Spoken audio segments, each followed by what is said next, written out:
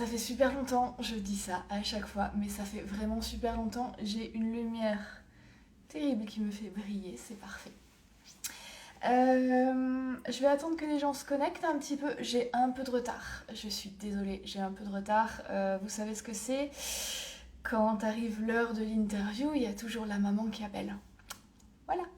Donc du coup j'ai pris du retard, du coup j'avais pas fait monter, du coup j'ai dit à Nicolas que j'avais pas fait monter, que j'aurais du retard. Voilà, donc désolée pour les 3 minutes de bourre. J'espère que vous allez bien. J'espère que vous êtes contents que les interviews reviennent. Moi, je suis super heureuse. Pour celles et ceux qui ne savent pas, parce que ça fait longtemps, tout simplement, j'ai lancé pendant le confinement, comme beaucoup de gens, des directs, voilà, des lives sur Instagram où j'invitais des personnes à venir parler. Donc mes invités sont soit des photographes, soit des mannequins. Beaucoup de photographes, surtout des photographes. Et en fait, le but de ces petits moments de partage sont... pardon, il faut que je réapprenne à parler, c'est n'importe quoi. Le but est donc de parler de créativité, du processus créatif. Donc en fait, j'invite des gens dont j'aime le taf, avec qui j'ai envie de partager plein d'idées. Et voilà, et je fais ça en direct pour que tout le monde puisse... partager les good vibes, les moins bonnes, s'inspirer, échanger voilà, auprès d'invités cool. Je ne lis pas le chat. Je suis désolée, mais ça c'est vraiment un parti pris. C'est-à-dire que si vous avez des questions, vous pourrez les poser ensuite soit à l'invité directement, soit à moi en commentaire. Quand la vidéo sera postée dans mes réels, du coup, juste après la fin du live, soit sur YouTube, où je mets toutes les vidéos. Alors il y a un petit temps d'attente, hein, le temps que je mette les vidéos en ligne, mais vous pouvez poser toutes vos questions là-bas si vous en avez.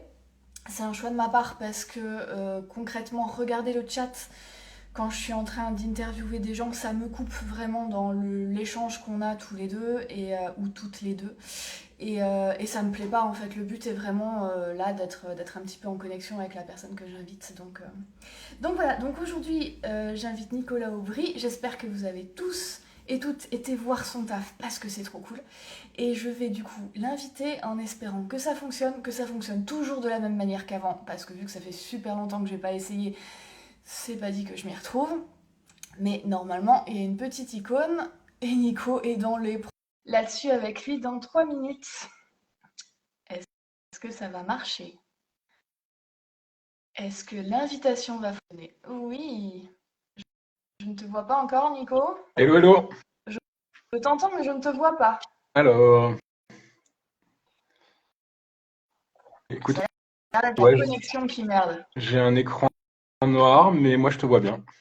Mais Ok. effectivement, tu ne me vois Nous, on ne te pas. voit pas. Tu veux relancer? Hmm, comment puis-je faire? Écoute, l'icône vidéo est bien activée, donc je ne comprends pas. Ça commence bien. Alors, Normal. attends. Est-ce Tu que... m'entends bien sinon? Ouais, je t'entends, mais ça va pas suffire, ça va être chiant, tu vois, parce que je me vois que moi-même, c'est très naze. Ouais, j'imagine. Moi, je crois pas que je puisse annuler. Ok, Je est-ce pense que que je tu me vas sors arrêter. Tu et pars puis je du retente live de... et tu retentes. Ça Ah, marche, à toutes. c'est les aléas du direct, hein. En même temps, s'il n'y avait pas ça, franchement, ça serait pas drôle. Bonjour tout le monde. Je suis super contente que vous soyez là. Je sais que 15h, c'est pas un horaire idéal pour beaucoup de gens, le milieu d'après-midi. Mais en fait, si je fais ça à 15h, quand arrive automne-hiver, c'est pour la lumière. Parce que, hop, demande, lancer un direct avec Nico Aubry. Est-ce que ça va mieux marcher? Ouais, c'est pour la lumière parce qu'en fait, si je fais ça plus tard, je suis dans le noir et concrètement, la lumière artificielle, c'est dégueulasse et que je préfère briller au soleil. Yeah! Ah, comment ça va? Ça va bien et toi?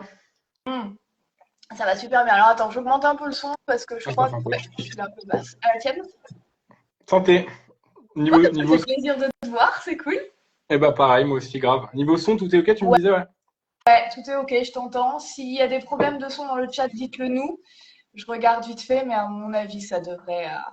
Il y a des bons jours. Je pense que ça devrait le faire. Ça va le faire. Alors, je fais une petite intro parce qu'il y a besoin, parce que cette interview, elle va être un petit peu particulière. Parce que jusqu'ici, j'ai invité des gens avec qui j'ai déjà shooté généralement. J'ai eu peu d'invités que je connaissais pas du tout. J'en ai eu 3, il me semble. Mais de manière générale, c'est des gens que j'ai déjà rencontrés. Toi, c'est un peu particulier parce qu'on se connaît depuis 1 an et demi. On s'est rencontrés aux rencontres d'Arles, pas cette année, mais celle d'avant, donc 2023. Et en fait, depuis 1 an et demi, je crois que tu es la personne à qui j'envoie le plus de vocaux sur Terre, en fait. Et en fait, voilà, pour dire un peu à tout le monde, avec Nicolas, on échange beaucoup, beaucoup, beaucoup autour du travail, autour du processus créatif, autour de tous nos questionnements un petit peu autour de la photographie. Et donc, du coup, beaucoup des questions que je vais te poser, je connais globalement la réponse. Globalement, parce qu'en vérité, il y a plein de choses que j'ai envie de savoir sur toi et que je t'ai jamais questionné dessus. Donc, du coup, j'ai quand même fait des trucs où tu vas aussi m'apprendre beaucoup de choses parce que c'est quand même le but. Donc voilà, mais pour dire que je vais essayer de faire comme si je te connaissais pas, Ouais. ce qui va pas être simple, mais en même temps, c'est chouette qu'on ait quand même cette complicité-là et que je sache à peu près où tu vas m'emmener, parce que ça m'a permis, je pense, de faire des questions qui sont peut-être un petit peu plus spécifiques et un petit peu plus deep que ce que j'ai l'habitude de faire. Et du coup, je sais qu'avec toi, ça va faire du ping-pong et qu'on va réussir à creuser un peu. Si Allons-y t'es gaiement. allons-y gaiement, super. Toi, en plus, du coup, tu connais bien les interviews, tu les as toutes regardées? Ouais, grave. Ouais. Je les ai vraiment, peut-être une ou deux sur lesquelles je suis passé à côté, mais globalement, ouais, je les ai toutes Ok, vues. c'est cool. Du coup, tu connais le déroulé, tu sais où j'amène les gens, tu sais par quoi je commence et par quoi je finis, grosso modo. Yes, carrément. Le seul truc que je précise, c'est que je sais pas si Instagram fait encore ça, mais au bout d'une heure, normalement, ça coupe. Normalement. Des fois, ça me l'a pas fait. Je sais pas. C'est suivant les mises à jour. Sinon, tu relances et tu cut et tu Voilà. relances, quoi. Donc, du coup, moi, je vais avoir à 10 secondes avant, je vais avoir un petit décompte. Donc, je te le dis, on coupe et on relance de la même manière. Ça Et moi, roule. sur YouTube, je collerai les deux, quoi. Voilà, donc je pense que j'ai fait ma petite intro spécifique comme je voulais. Donc, on va parler de toi. On va Exercice faire un passation. petit truc un petit peu chronologique. Dans un premier temps, tu vas me parler un petit peu de comment tu es arrivé à la photo, Mhm. de ton parcours. Et ensuite, on parlera un petit peu plus de ton process créatif actuel et de ce que tu mets en place aujourd'hui ou voilà, récemment en tout Ok, cas. Ça te va? ça marche. Ok. Alors dis-moi, tu m'as dit que tu étais arrivé à l'image par le dessin à la base quand tu étais petit, que tu Ouais. dessinais, et que tu es arrivé à la photo quand tu étais ado, quand tu as eu ton premier appareil. Est-ce que tu peux nous expliquer un petit peu le contexte de ton enfance, de ton adolescence, quel accès à l'image tu avais, quelle culture à l'image tu avais, comment tu t'es retrouvé là-dedans, qu'est-ce qui t'a inspiré pour te retrouver là-dedans, quoi. Les premiers réels rapports à l'image, ou en tout cas au dessin, c'est tout gamin quand, je sais pas si vous vous rappelez, pour les plus vieux d'entre vous, les albums Panini, les trucs où tu devais décoller des petites languettes et les coller, etc. Ou les BD Pif et Hercule, ou les coloriages, les gros trucs de coloriage. Je passais ma vie là-dessus, à dessiner, à colorier, à gribouiller, quoi. Et au fur et à mesure que la scolarité a avancé, genre en primaire, je sais que c'est un truc que je faisais tout le temps en fait. Mais déjà à l'époque, plutôt que d'écouter le prof, j'avais toujours un truc en side en dessous. Et ça a commencé comme ça. Et en y réfléchissant, je me suis dit qu'il y avait déjà un caractère social dans le sens où après, plus tard, tout ce qui a été collège, lycée, c'était pour moi un moyen de ce rapport au dessin de sociabiliser avec les gens, quoi. J'étais ce genre de mec qui dessinait pour les autres, quoi, tu vois. Mm. Et tu me fais un petit dessin dans mon cahier de texte, ce genre de truc. C'était moi qui faisais les dessins. Enfin, c'est comme ça que ça commence dans le rapport à l'image dans sa globalité, en tout cas. Et ensuite, le premier appareil photo, effectivement, je crois que c'est mes parents qui me l'offrent, un Nikon Coolpix comme ça, mais à l'époque où et là j'ai vraiment l'impression de prendre un coup de vieux, où les appareils photo faisaient 2-3 mégapixels grand max, quoi. Je te La coupe qualité, c'était 2 secondes, je te coupe 2 secondes, t'as un fantôme chez toi, la porte s'est ouverte toute seule dans ton dos. Alors, c'est pas le fantôme, c'est le chat. Et Ah, le c'est vachement moins drôle. fantôme dit ça. Mais je pense qu'on va laisser la porte comme ça, parce que sinon, Très bien. il a du mal quand les portes sont fermées. Excuse-moi. Donc, ouais, mes parents qui m'offrent un petit appareil photo. Et en même moment, j'ai commencé avec mes amis proches à faire du feu, dans le sens jongler avec du feu. Et c'est à ce moment-là où, en même temps que j'ai eu le premier appareil photo, j'ai commencé à faire de la photo. Ok. Donc avec ta série sur le feu, justement. Série, enfin à l'époque, c'est plus imagine un troubadour qui s'amuse avec ses potes et qui se dit tiens, ça pourrait être intéressant de voir ce que ça donne le feu en photo quoi. Ça Ok. commence basiquement comme ça quoi. C'est fou parce que c'est quand même super technique parce que tu as fait plusieurs expositions différentes, j'imagine, pour choper tes flammes, non? T'avais pas une espèce de post-prod en fait pour rattraper vraiment dans les contrastes et tout? Ouais non, à l'époque c'est comment dire, à l'époque c'est bah tu vois la photo de pose longue. En fait à l'époque c'est tenter d'avoir la trace de la flamme qui s'imprime sur l'image, tu vois. C'est pas plus Ok, que ça. ok. Et donc, ça donne lieu à des énormes gribouillis de flammes, tu vois, au même titre que dessiner avec un crayon de papier ou ce que tu veux. Bah là, ça fait la même chose. Et le truc, c'est que c'est à l'arrache, mais comme jamais, parce que bah, c'est le début. Mais il y a quand même ce truc qui arrive où tu vois la flamme qui arrive sur l'appareil photo et c'est assez déjà impressionnant déjà à l'époque, ouais. Même avec un boîtier à la con, quoi. T'as, t'as une envie de faire de la photo particulière à l'époque ou c'est vraiment juste t'as ça sous les yeux et t'y vas Ouais, comme ça? ouais, ouais. À l'époque, il y a plein de trucs qui rentrent en ligne de compte, mais là, on parle de la photo, mais à l'époque, il y a aussi le graffiti, il y a aussi la jungle, il y a aussi l'écriture, il y a aussi les percussions, un groupe de musique avec des potes. Donc, en fait, c'est juste un élément qui s'inscrit dans plein d'autres, quoi, tu vois. T'es confronté Et à plein de jamais à ce moment-là. t'es Pardon?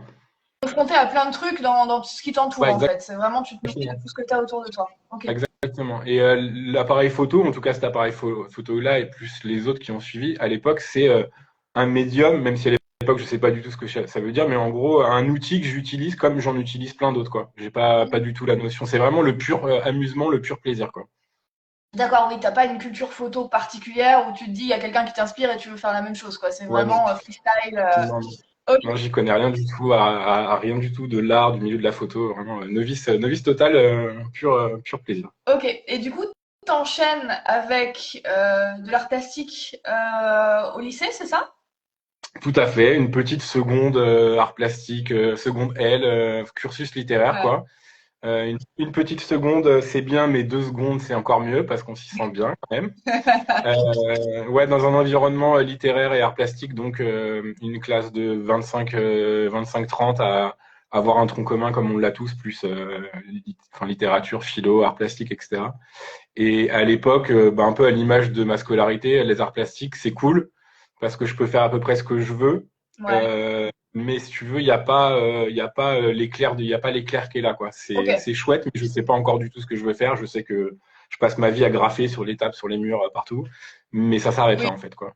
t'en profites pour lier ça dans ta scolarité, mais c'est tout, quoi. Ouais, Ok. exactement. Pourquoi aller à l'école en faisant des trucs qu'on n'aime pas, tu vois? Si on peut faire des trucs qu'on kiffe, Je c'est suis quand pas même pas mal. convaincue. Bon, et du coup, tu fais une prépa et tu fais les beaux-arts quand même après. Donc là, ça commence à devenir un petit truc un peu plus concret. Tu sais un peu plus vers quoi tu te diriges. Ouais, je mettrais vraiment l'accent sur la prépa plutôt que sur les beaux-arts. Et la prépa, c'est une fille qui était une année avant moi, qui à la fin de l'année au lycée, en terminale, vient à l'école et nous raconte son expérience de la prépa, quoi. Et à partir de ce moment-là, je me prends une tarte. Enfin, je sens qu'il y a un truc et je tente cette prépa et j'ai la chance d'y être pris. C'est une prépa qui est publique, en sachant que avec le retour que j'avais eu de cette fille, j'avais commencé à me renseigner pour faire des prépas de graphisme, d'art plastique, mais je savais pas trop ce que je voulais faire en fait. Je savais que c'était dans ce domaine et j'ai eu la chance d'être pris dans cette école. Et à partir de ce moment-là, il y a vraiment un truc qui s'enclenche et ça a vraiment été le tournant de ma vie quoi. C'est quoi le Euh, truc qui s'enclenche? le truc qui s'enclenche, c'est je passe d'un adolescent qui sait à peu près dans quelle voie il veut aller, parce que j'arrive un peu à l'époque à isoler ce qui me fait du bien, on va Ouais. dire, ce que j'aime faire, à avoir une équipe pédagogique, mais comme jamais j'ai pu rencontrer, tu sais, le genre de personnes que tu vas avoir dans ta vie qui vont vraiment te marquer à jamais, en fait, de par leur bienveillance, leur pédagogie. J'ai rencontré, moi j'appelle mon maître parce que vraiment c'est pas juste un prof, quoi. C'est quelqu'un qui change ta vie dans son ensemble. Et on a commencé, on était 25, et on avait la liberté en fait de faire tout ce qu'on voulait dans l'atelier toutes les matinées et les après-midi des cours théoriques. Ça, Et le but de cette prépa, c'est de pousser la pratique de chaque élève. Mais à aucun moment c'est orienté, c'est que amener des questionnements, t'amener à te questionner, comprendre ce sur quoi tu travailles, produire le maximum que tu puisses et en fonction de tes productions, de mettre en relation tes travaux et de pouvoir commencer à réfléchir dessus. Ok. Et se passe donc un an comme ça. Je pourrais vraiment t'en parler pendant des heures parce que ça a été super important dans ma construction. Je pars du principe que j'évolue dans mon travail, que mon travail me fait évoluer en tant que personne et que l'évolution de ma personne fait aussi évoluer le travail, qu'il y a un dialogue. Et ça, c'est le point de départ de ce dialogue. Sans ça, je sais pas ce que j'aurais foutu en fait. Et tu crées quoi du coup à ce moment-là? Alors à ce moment-là, au départ, pareil, je continue dans ce que je fais, du graffiti. L'équipe pédagogique fait des retours ciblés, donc ça amène à aller dessiner avec des lignes sur les murs, de faire du land art. Je sais pas si tu vois ce que Oui. c'est, Oui, bien sûr. d'utiliser donc les matières qui sont dans la nature in situ pour pouvoir créer des choses, créer des formes. Ça part comme ça, hein, ensuite ça part vraiment très loin. J'avais une pratique hybride en fait où je mélangeais un peu tous les médiums, la sculpture, la performance, la photo, la vidéo. Et ça a pu donner lieu notamment à des cagettes. Maman, si tu es là, merci pour avoir été chercher des cagettes au marché tous les jours. Je désassemblais des cagettes, je filmais le processus, je remontais les cagettes dans une sculpture, donc en bois, avec une agrafeuse. Je filmais toutes ces étapes-là pour ensuite faire un montage sonore de toutes les étapes, tout le processus de travail. Ah, c'est fou. Ensuite, dans une performance, je faisais cramer la sculpture. Performance qui était filmée, je récupérais le charbon de bois, donc en gros comme du fusain, et Ouais. j'allais dessiner sur les murs de la ville les ombres des arbres projetés sur les murs. Donc c'est Ouais. un peu barré, mais ça c'est un truc C'est parmi surtout, tant un peu c'est de quoi. surtout hyper complet en fait. C'est ça qui est étonnant. Tu as vraiment touché à beaucoup, beaucoup de choses. Et est-ce que tu as de la photo du coup dans le truc? Parce que tu dis que tu fais de la captation Ouais. sonore du coup. Tu as filmé. Est-ce que tu as de la photo dans le process ou pas? À l'époque très peu. À l'époque la photo elle est Ok. juste là pour rendre compte du travail. Ok. C'est-à-dire que quand tu fais une peinture ou une performance ou laisser ouais, rendre compte de la trace du travail, parce que généralement ce qui reste c'est juste une trace. Ou alors quand il s'agit de montrer le processus, c'était plus justement la vidéo qui était utilisée, quoi, justement parce qu'on peut jouer avec la temporalité, quoi. Ok, ouais, ouais, ouais. Et à côté de ça, autant il n'y a pas forcément d'utilisation de photos en tant que telle dans le travail, autant il y a d'autres choses qui se mettent en place, notamment en rapport avec le feu, mais on va dire que c'est pour l'instant c'est encore un peu dissocié, quoi. Ok, ça marche. Donc du coup, tu touches vraiment à beaucoup de trucs, tu te poses plein de questions sur ta pratique et sur, enfin, tu testes plein de choses. Et est-ce que là, tu commences à savoir où tu veux aller ou toujours pas? C'est vraiment de l'expérimentation à fond, quoi. C'est complètement de l'expérimentation, mais il y a quand même des chemins qui se dessinent. Et plus je vais expérimenter, plus je vais resserrer justement le cadre, le scope de ces chemins que vers lesquels j'ai envie d'aller en tout cas. Et donc c'est un mélange des deux, mais forcément pour savoir où je vais, il a fallu que je fasse des choses que j'ai pas apprécié faire ou qui m'ont fait justement resserrer un maximum les choix. Et c'est en ça où à cette époque-là, comme aujourd'hui, je pense que c'est primordial de produire énormément, quoi. Justement pour savoir là où on veut aller. Je me rappelle que tu disais ça par rapport aux expos, je me rappelle d'une phrase que tu avais dite, c'était je sais que j'aime bien aller voir des expos dont j'apprécie pas forcément le travail. Bah, Clairement. c'est un peu ce même rapport en fait, quoi. C'est hyper intéressant ce que tu dis parce qu'en fait, il y a peu de gens que j'ai rencontrés qui ont eu un théâtre d'expérimentation aussi vaste que ça, en fait. Les gens, il y a beaucoup de gens qui ont été intéressés par le dessin, qui ont fait du dessin, qui ont été intéressés par la photo, qui ont fait la photo et qui ont vraiment poussé à fond dans ce truc-là, mais sans forcément avoir un panel tel que tu as eu. Et du coup, ça t'a permis vraiment de voir ce que t'aimais, ce que t'aimais pas et d'avoir vraiment ce chemin qui se dessine au milieu, quoi. Ouais, complètement. Par contre, au moment où il faut faire des choix, c'est là où c'est pas facile parce que euh, soit tu es spécialisé dans un médium et il y a plein de potes, notamment un qui est un peu en train de pas tout exploser sur le marché de l'art, mais il est en train de sévèrement se mettre à peser, qui était dans ma prépa. Lui, ça a toujours été la peinture, le dessin. Le mec faisait Raphaël Barontini qui a exposé il y a pas si longtemps, si vous connaissez. Bref, déjà à l'époque, il tapait des toiles qui faisaient 2 mètres sur 2 mètres 50, enfin des énormes formats. Et il a poussé la peinture à fond. Donc il a vraiment dialogué avec ce médium. Et t'en as d'autres comme moi qui cherchaient toujours à mélanger. Et je sais pas si c'est par peur de se focaliser sur un truc, mais pour moi, il y a quelque chose qui est de l'ordre du dialogue dans tout ce qu'on fait. Et aujourd'hui, c'est aussi en train de se retrouver dans la pratique. J'arrive pas juste à faire de la photo. J'ai envie de faire dialoguer ça avec d'autres médiums, d'autres matières, etc. Et c'est un peu quelque chose qui était pas forcément à la mode, mais quelque chose qui se faisait déjà pas mal à l'époque, justement, de faire croiser tout ça, quoi. Ça veut pas dire que tu n'arrives pas à te positionner, ça veut dire que tu prends les choses dans leur Oui, oui, globalité. clairement. Clairement. Mais en plus, c'est quelque chose qui est hyper important dans ta pratique, mais ça, on y reviendra juste après. Et du coup, les beaux-arts, ça a été plus compliqué, visiblement. Les beaux-arts, c'est un carnage. Enfin, c'est ouais, un carnage. J'essaye de pas trop regretter de trucs dans ma vie, même si je peux, c'est comme ça. Mais si j'avais pu y passer moins de temps, Ok. je l'aurais fait. Dans le sens où la césure, le décalage qu'il y a entre mon année de prépa, au jour de l'an, par exemple, pendant les vacances, pendant 7 jours d'affilée, j'étais enfermé dans mon atelier en train de bosser. Ça t'exprime à quel point j'ai passé une année à bosser comme un malade, où on me laissait dormir en cours. Et c'est les profs qui Ok. disaient, le réveillez pas parce que il est fatigué. Dans quelle école tu vois ça? Euh, et donc, on a été des étudiants qu'on a poussés comme jamais à préparer les concours des écoles d'art. J'en ai tenté 3. Dans ma tête, je voulais aller à Cergy. C'était Ok. plus simple d'entrer.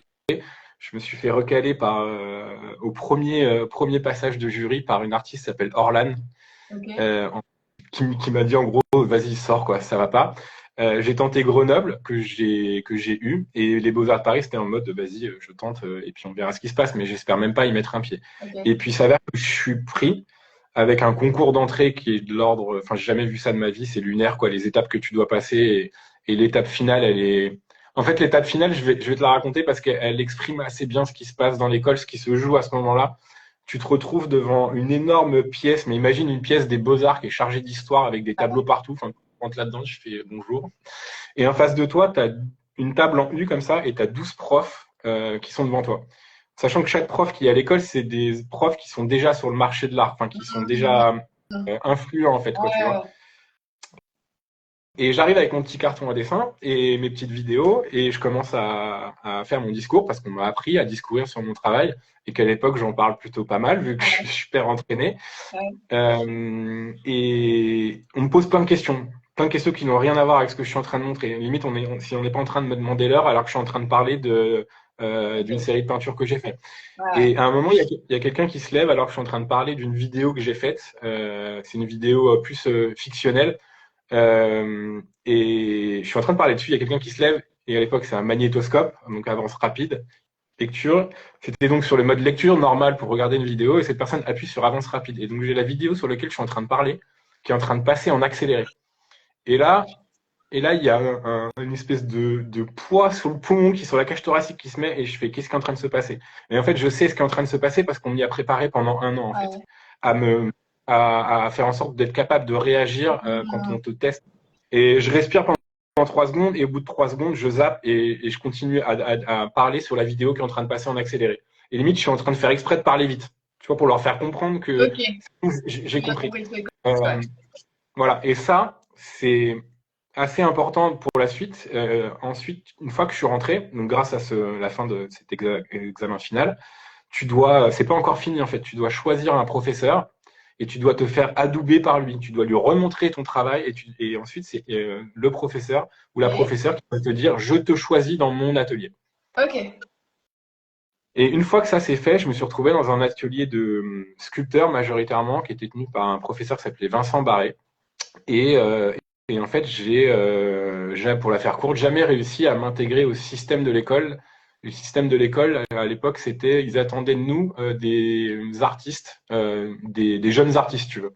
Sauf que moi, à l'époque, je suis pas du tout un jeune artiste, je suis un étudiant en art qui a besoin d'un cadre. Ouais, Et ce ouais, ouais. cadre-là, je l'ai jamais eu. Alors que à l'école, il y a des possibilités si tu as envie de faire de l'hélio, enfin, de la gravure, de la peinture, si tu veux partir 3 mois en voyage, tu peux faire ce que tu veux. À Hmm. côté de ça, tu as des cours théoriques vraiment de malade, des cours théoriques super poussés, des cours de dessin qui sont vraiment fous.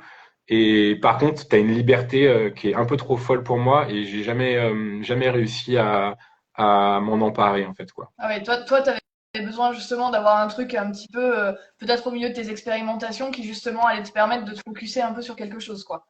Ouais, j'avais besoin de point de repère. J'étais un étudiant, quoi, pas un Mhm, artiste. mhm, Clairement pas à l'époque. La nécessité d'avoir un cadre, et je sais que j'ai un peu du mal à m'imposer mon propre cadre, à m'imposer une ouais. discipline. C'est un vrai sujet d'ailleurs, en tout cas en ce moment, pour le travail, pour plein de choses. Je comprends que, enfin, moi, la vision de la liberté, c'était personne ne me dit ce que j'ai à faire, je choisis tout. C'est encore des fois ou très souvent un peu le cas. Et rien à voir, et tu me dis si je digresse trop. Bah non, vas-y. Je vais te parler d'un documentaire que j'ai vu sur les marathoniens. Et Ouais.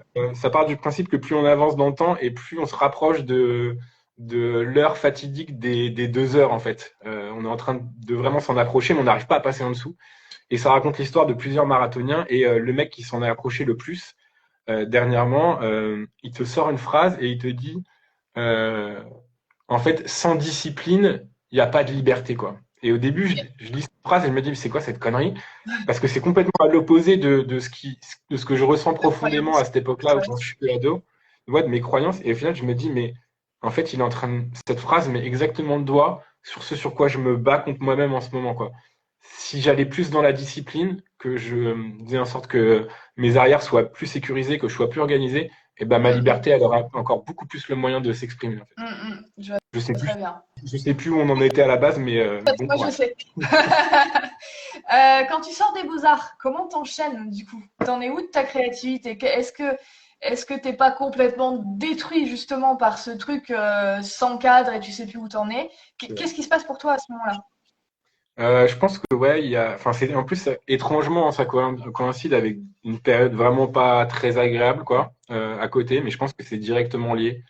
Pas mal d'angoisse, mais je sais pas si c'est que pour ça, mais en tout cas c'est à ce moment-là que ça arrive. Donc non, c'est pas cool. Et en fait, quand je me fais virer, je me pose la question de me dire ce que je vais faire, et j'y réponds assez facilement, mais par bon sens. En fait, je me dis comment je vais arriver à gagner ma vie, partir de chez papa-maman, parce que tout ça, Mhm. c'est bien gentil. J'ai adoré passer du temps avec eux, etc. Et je les remercierai jamais assez. Mais il y a un moment où faut prendre son envol, quoi. Et je me pose la question de me dire comment je peux arriver à mélanger rentrée d'argent, parce qu'il faut bien vivre, et passion. Et c'est là où la photo rentre en compte. Et c'est là où je me dis, eh ben, je vais choisir ce médium-là, parce que dans ce que je m'imagine aujourd'hui, ça va être le plus simple. Ça va être le plus simple parce que si je me mets à faire de la sculpture, de la peinture, de la performance, ça prend excessivement de temps. L'avenir nous dira que c'était peut-être pas le plus facile et que ça a pris quand même et que ça continue de prendre pas mal de temps. Mais je fais aussi ce choix-là parce qu'il y a il y a la photo qui se développe de plus en plus. À la base, par le rapport au feu, ça c'est un truc qui, dans tout ce que je te dis par rapport au niveau des études, qui se développe aussi énormément. Et si je choisis ce médium-là, c'est que c'est devenu aussi un des médiums que j'utilise le plus, quoi. Ok. Donc concrètement, tu fais quoi en sortant du Concrètement, je fais quoi? On me demande si je veux passer mon permis. J'essaye de le passer en accéléré. J'ai mon code en 2 semaines. Je Ouais. foire ma conduite et après, ciao. Le permis, je l'ai pas parce que une de mes meilleures potes me dit se barre d'un job à TF1 en régie finale et elle me demande si je veux postuler. Je postule, j'ai le job. Ok. Un job qui me permet de pouvoir subvenir à mes besoins. Après une période de sac à dos où je suis 8-10 mois à squatter à droite, à gauche chez des potes, je les en remercierai jamais assez d'ailleurs, pour pouvoir faire en sorte d'être sur Paris et de commencer à bosser. Je me retrouve donc à bosser en faisant des horaires type 16h, 1h du mat, 1h du mat, 7h. Voilà, ça a duré 3 ans et demi et en fait j'ai pris ce job parce que j'avais la rentrée d'argent et la nuit, quand il y avait personne, je pouvais sortir mon ordi et je pouvais bosser mes photos. Ok. Et donc, c'était le compromis que j'ai trouvé pour arriver à me lancer. Parce que à l'époque, j'avais compris que je pouvais pas devenir photographe comme ça, il fallait que je me fasse un book, etc., quoi. Ok. Voilà ce qui s'est passé à ce moment-là. Je pensais que ça allait durer peu de temps. Ça a duré beaucoup de temps et ça m'a bien détruit le cerveau et la santé aussi, ouais, parce que c'était des conditions de travail qui étaient vraiment compliquées. Ouais. Et il y a quoi du coup dans ton book à ce moment-là? Vers quoi tu te diriges, comment tu shootes, qu'est-ce que tu fais et qu'est-ce qui te nourrit en fait? Et est-ce que tu puises des inspirations quelque part? Est-ce que tu commences à te faire une culture photo? Quelle place ça prend en fait pour toi? À l'époque, je fais le choix de faire quelque chose que je ne connais pas et au-delà de ne pas le connaître, quelque chose que j'apprécie pas, forcément. Ok. Je me dis que la photo, c'est cool, mais c'est pareil, si tu veux être photographe on va dire, artiste photographe, déjà que tu es une grosse pratique et des choses à dire, quoi. Et je me suis dit, quel domaine de la photo je peux arriver à balancer de la créa, en fait. Ok. Et je me suis dit que la photo de mode, c'était un des domaines dans la photo qui te permettait d'être méchamment créatif et qui te pouvait t'offrir justement une liberté, quoi. Donc je me suis mis là-dedans, alors que de base la mode, j'y connais que dalle. Ouais. C'est pas du tout un truc qui m'attire.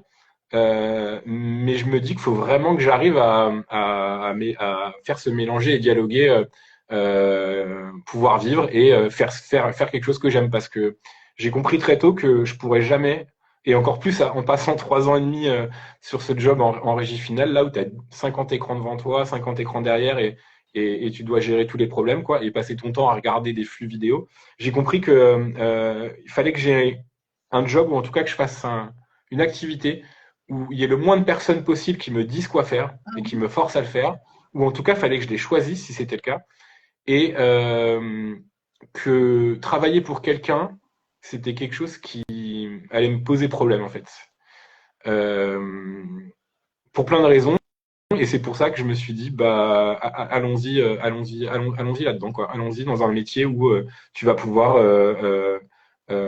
faire ce que tu as envie de faire et choisir les gens avec qui tu as envie de travailler et avoir la liberté d'apprendre aussi. Parce que faire de la photo de mode à l'époque et faire de la photo, c'était aussi cette liberté d'apprendre, parce que pendant tout mon cursus, que ça soit en prépa ou aux Beaux-Arts, personne m'a appris à faire de la photo. Il y a un D'accord. moment où à l'école, on a pu avoir accès à des flashs et on a fait une ou deux sessions de flash en studio. Mais sinon, l'apprentissage de la photo, il s'est fait sur Internet à l'époque, sur des forums Ok. photos. Il y a pas trop Facebook à cette époque, c'est des forums photos. Tu Ouais. largues tes photos, tu écris des critiques sur les photos des autres, tu te confrontes à plein de gens qui te font des retours excessivement de qualité, comme des Oui, oui, forcément. merdiques au possible. Et c'est comme ça que j'apprends à faire de la photo et que je me mets dans la photo de mode plus tard. Ouais. Ok. Et comment t'enchaînes du coup en job? Parce qu'en fait, il y a un truc qui est assez étonnant avec toi et qu'on commence à bien se connaître, etc. Tu sépares beaucoup ton travail commercial en photo de ce que tu vas faire toi perso. Et à tel point que moi, je connais très peu ton travail commercial en fait. C'est vraiment pas ce que tu mets sur ton site, t'en as pas. Une personne me Concrètement, tu connaît, mets que tester enfin, des pas personnes. beaucoup de gens me connaissent. Ouais. Voilà. Et déjà, je me demande pourquoi tu sépares autant les choses et comment du coup tu arrives à enchaîner à ce moment-là avec des tafs commerciaux en ne présentant du coup que ton taf perso. Il y a un truc qui est assez étonnant dans ta pratique.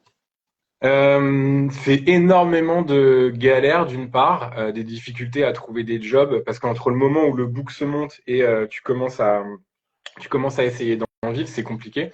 En parallèle à ça, ça arrive un peu plus tard, mais c'est directement connecté.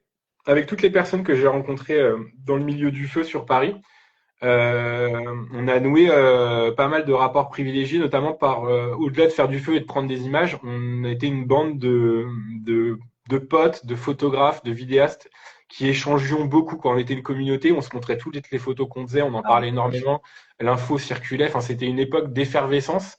Et, et pourquoi je te raconte ça? de séparation commerciale et Ouais, il y a pas mal de choses qui ont découlé de cette époque-là, et il y a aussi la volonté avec une de ces personnes, majoritairement, et deux autres derrière, de monter une boîte justement de communication visuelle. Parce que ce qui nous anime à cette époque-là, au-delà de moi faire de la mode, c'est de faire du portrait, de faire de la photo de concert, de photographier des artistes, de photographier nos potes qui font du spectacle, ouais. de la jonglerie, du cirque, etc. Et il y a cette entité qui se monte, et en final, à ce moment-là, c'est une sorte de dialogue entre euh, essayer de choper des petits jobs à droite à gauche de photos pour les potes, de faire de la photo de concert, mais déjà à l'époque ça payait pas très bien, c'était déjà compliqué. Et en même temps de se confronter à la fameuse photo de test agence, c'est-à-dire photographier les mannequins dans les agences pour leur faire des photos naturelles ou pas, en sachant que bah, c'est un peu le même principe que faire son book, c'est tu travailles beaucoup dans le vent, on te fait faire beaucoup de shoots gratuits, et c'est donc encore du temps qui passe de compréhension de ce qui est en train de se jouer pour essayer de capter comment je peux arriver à me positionner pour gagner un petit peu d'argent tout en continuant à faire les choses qui m'animent, de la photo de feu et plein d'autres trucs. Donc c'est, pour résumer, euh, pas mal de choses où je me confronte à des types de photos que je connais pas, où je découvre plein de choses, où je suis très, très excessivement mal payé. Et voilà. Et comment est-ce que tu nourris les deux parties? Est-ce que tu te nourris des mêmes choses? Je parle à l'époque comme aujourd'hui, parce que tu sépares encore énormément ces deux aspects-là. Euh, Pourquoi déjà tu sépares autant? Est-ce que tu te retrouves pas du tout ton travail perso dans ton commercial ou inversement? Et comment est-ce que tu vis ta créativité des deux côtés en fait? Parce qu'on a presque l'impression que c'est deux entités différentes. En, en fait, la plupart des jobs, mais déjà à l'époque, la plupart des jobs commerciaux, si je les montre pas, c'est que pour moi, elles représentent aucun autre intérêt. C'est très réducteur ce que je veux dire, mais c'est vulgarisé exprès. Le seul intérêt qu'elle représente, c'est justement l'argent que ça m'a apporté. D'un point de vue créatif et d'un point de vue esthétique, on va dire qu'on est au degré. Désolé s'il y a des clients ou futurs clients qui nous regardent, mais vous allez voir que je vais révoluer un peu le discours. Mais qu'il y a pas mal de choses qui, hormis le fait que ça te rapporte de l'argent, pour moi, ça sert à rien de les mettre en avant. Il s'agit pas de dire que j'en ai honte, mais en tout cas, en tant que photographe, on a un problème en France, c'est que pas forcément à cette époque-là, mais si je dois faire le tour de tout ce que j'ai fait pour me faire bouffer, ça va de photographier des produits de beauté, des sacs à main, faire de la photo corporate pour des toutes petites comme des énormes entreprises. Euh, Ça va être ouais, faire de la photo de concert, ça va être des choses qui sont excessivement différentes. Et une des principales raisons, c'est que si je montre tout ce que je fais et que je suis pas forcément moi raccord avec la qualité que je délivre, c'est un problème. Si je donne à voir trop de choses, c'est un réel problème. Tu ne peux pas aujourd'hui être photographe de mariage, être photographe de mode, être photographe de backshot, de haute joaillerie. Tu peux pas en fait.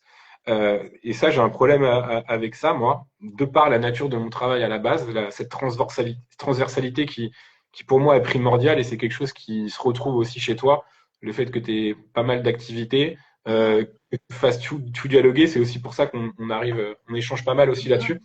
Mais voilà, mais si aujourd'hui je devais montrer ce qui m'a vraiment fait bouffer ces 5 dernières années, je vois pas trop je vois pas trop l'intérêt, sauf si je voulais si je voulais vraiment développer tous ces axes de travail là.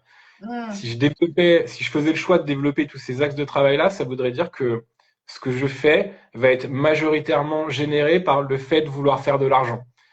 Malheureusement pour moi, pour ma condition, le fait de gagner de l'argent sera jamais une fin en soi, sera jamais une priorité.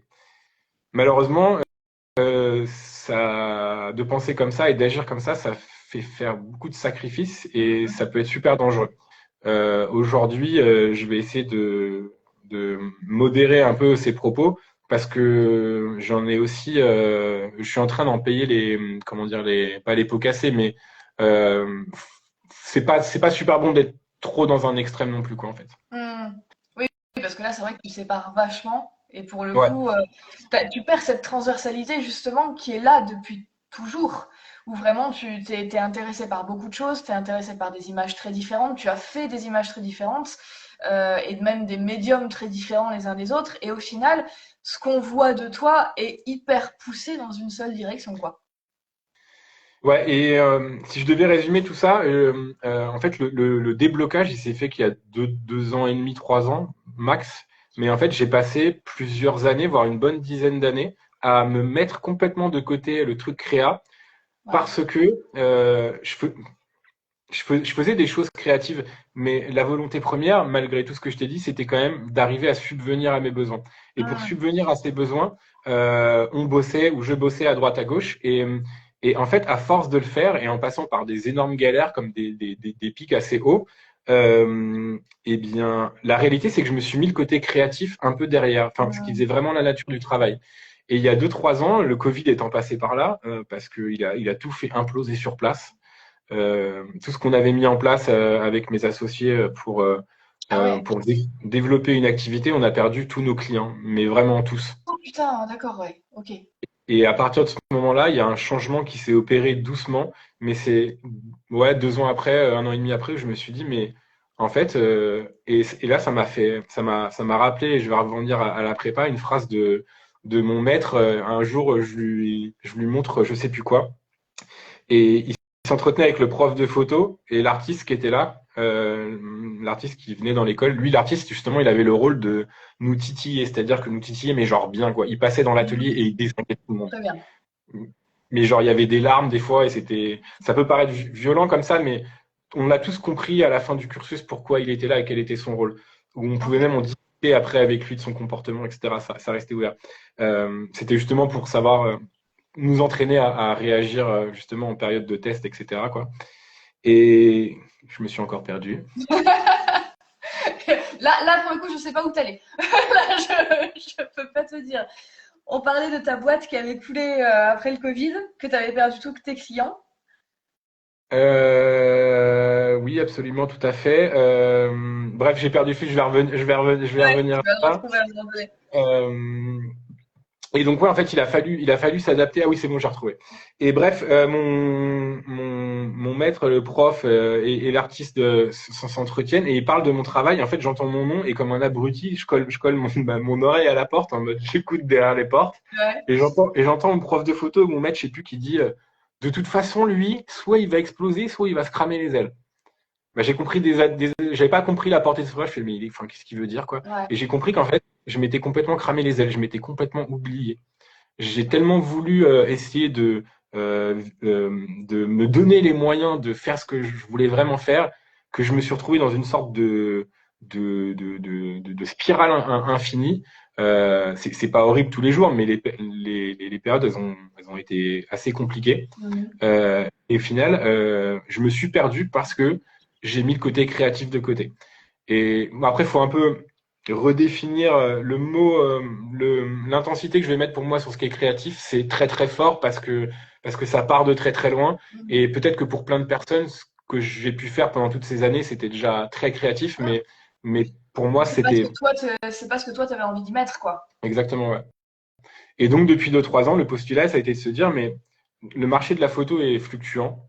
On n'a pas le recul nécessaire pour comprendre ce qui est en train de se passer avec l'arrivée des influenceurs, l'arrivée de l'IA, enfin, Ouais. l'arrivée de plein de choses, l'arrivée des restrictions budgétaires, enfin, bref, que tout se pète la gueule pour vulgariser. Euh, et je me suis dit, mais en fait, je peux pas prétendre à me retrouver si je continue à faire ce que j'ai toujours fait, en fait. Mhm. Euh, il faut qu'il y ait un changement qui s'opère. Parce que tu étais en Et pilote automatique, en fait. Tu étais ouais, dans un truc. Ok. ouais. Et à subir, et aussi à faire subir, parce que au final, quand tu fais de base un truc qui t'anime et que tu kiffes faire et qu'il y a un moment où ça prend une sorte de lourdeur, ça peut devenir dramatique et tu peux très bien, limite, euh, mettre ça de côté d'un coup parce que t'en viens à être dégoûté, quoi. Ouais. Et ça aurait été le pire drame.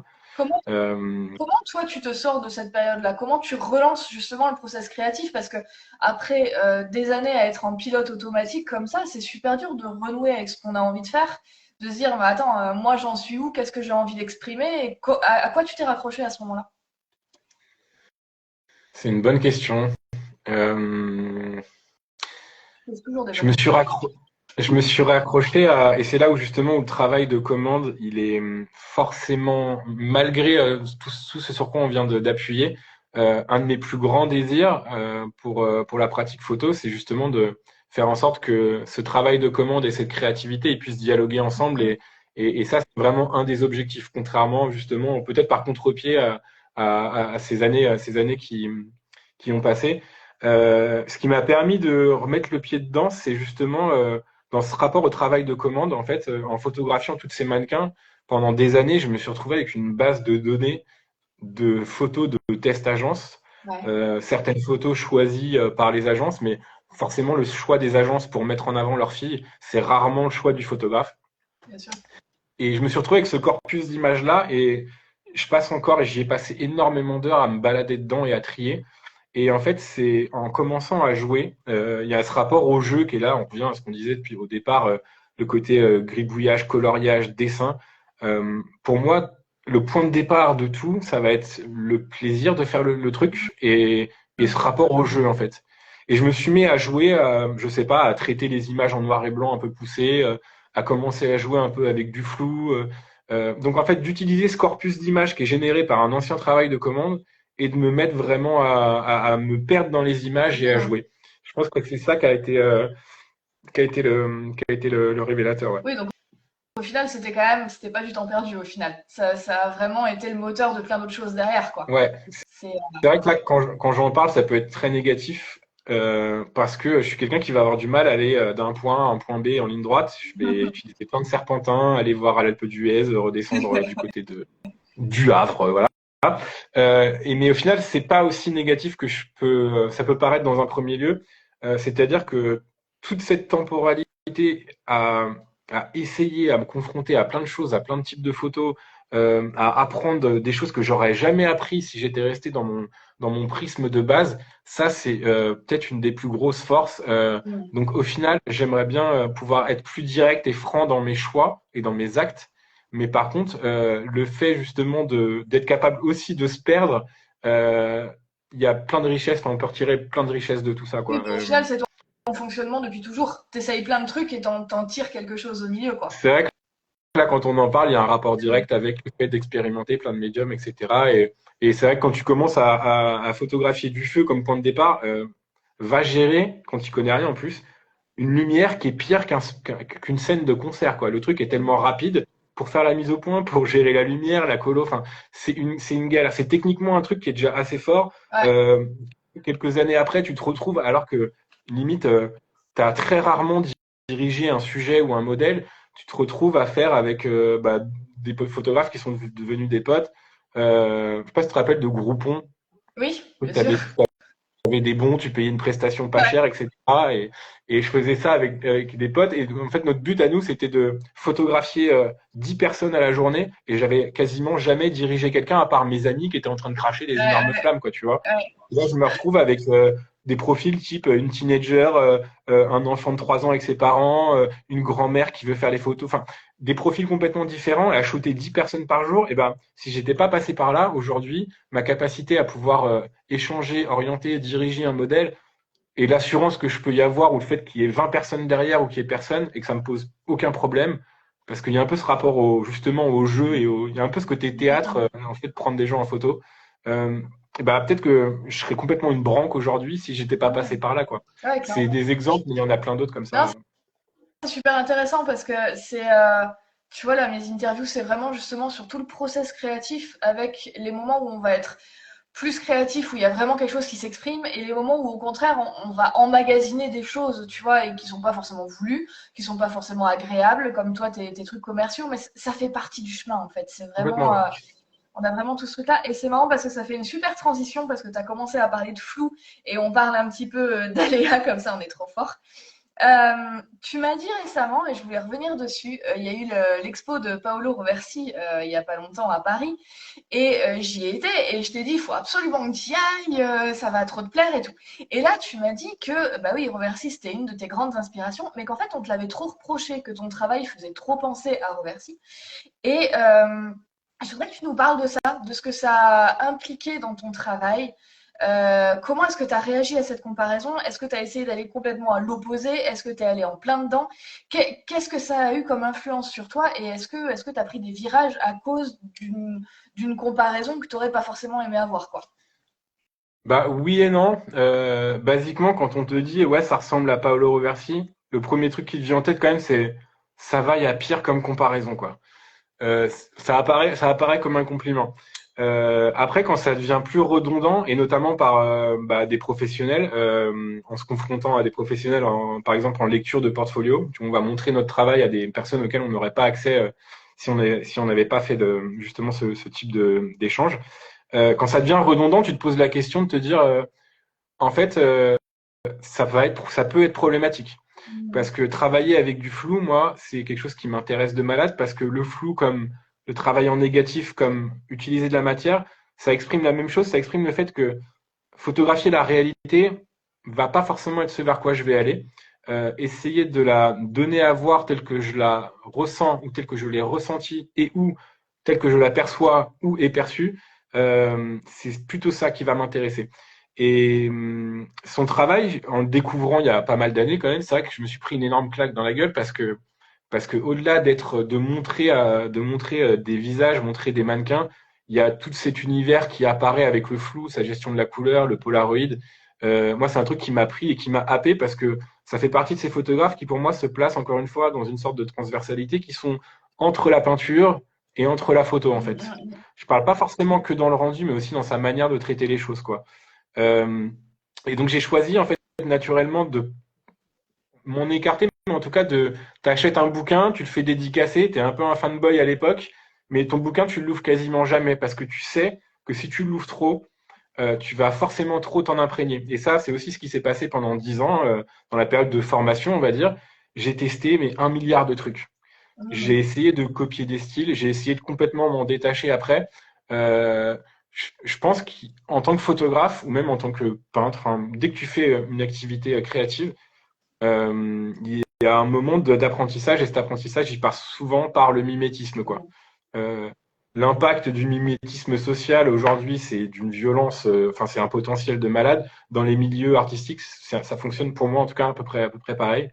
Et pour Paolo Roversi, à partir du moment où on m'a commencé à me faire les remarques, il y a un moment où je me suis dit, bon, qu'est-ce qui fait que ça y ressemble? J'ai réussi à isoler pourquoi. Je me suis demandé si je le faisais pour essayer de pomper un style ou parce que ça me plaisait vraiment. Et en fait, j'ai commencé à comprendre que euh, sans se comparer, il n'y a même pas lieu de comparaison entre nous deux. On n'est pas dans les mêmes sphères. Euh, mais j'aime photographier des gens, j'aime photographier des femmes, des mannequins, j'aime travailler le flou. À partir de ce moment-là, ça corrèle déjà énormément. Et je me suis dit, est-ce que j'arrête ou pas? Et je me suis dit, mais en fait, c'est un peu teubé d'arrêter quelque chose que tu aimes faire parce qu'on t'assimile à quelqu'un. Et en fait, je me suis dit, mais c'est quoi? Pousse le truc, fais ce que tu as envie de faire. En tout cas, c'est très intéressant comme retour parce qu'il ne s'agit pas de faire un copier-coller d'eux, mais embrasse la comparaison plutôt que de la repousser. Et c'est pour ça que j'ai fini par aller voir l'expo de Reversi le dernier jour. Ouais. Tu sais, un peu en mode jusqu'au dernier moment. Est-ce que j'y vais? Est-ce que Quand j'y vais même. pas? Et j'y suis allé et le truc, ça m'a vraiment grave impacté. Et ce qui est le plus fou, c'est que c'est pas ces photos qui m'ont le plus impacté, ni ces tirages, c'est plutôt les écrits en fait. Le rapport, euh, le rapport à son histoire, le rapport à la famille et surtout le rapport à la femme et le rapport à sa représentation.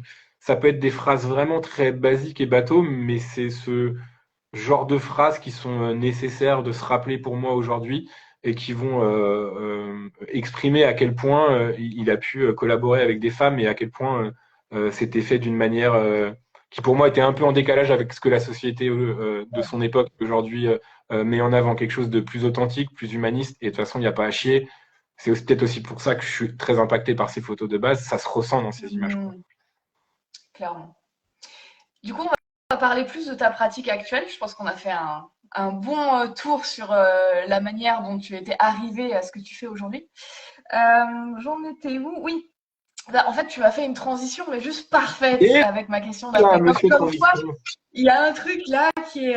Tu disais justement que toi, tu t'étais pas intéressé pour photographier la réalité, que tu avais vraiment une interprétation en fait de ce que tu avais devant toi, et ça se sent complètement dans tes images. Et justement, à l'instar de Roversi, tu vas beaucoup modifier tes photos. En fait, tu vas faire des négatifs, tu vas faire des déformations. J'invite tout le monde à aller voir les négatifs et les déformations de Vous Nico. les verrez pas trop, mais ça va arriver. Vous les verrez bientôt. T'en as un petit peu. Ah ouais, non, négatif, t'en as un petit peu quand même sur ton compte. Pas des masses, mais t'en C'est as. Des très ambitions, gentil ce que. peut-être Il y a pas. beaucoup de choses qui vont arriver. Et ouais, ça reste un peu visible, mais peut-être qu'il peut y avoir un décalage entre ce que vous allez voir sur Insta ou sur mon site, je sais pas, et ce qui va arriver ensuite, où là, ça prendra beaucoup plus de sens. Ouais. Donc allez suivre Nico pour voir la suite des Ouais, événements. Moi je grave. sais, moi j'ai vu. Allez-y.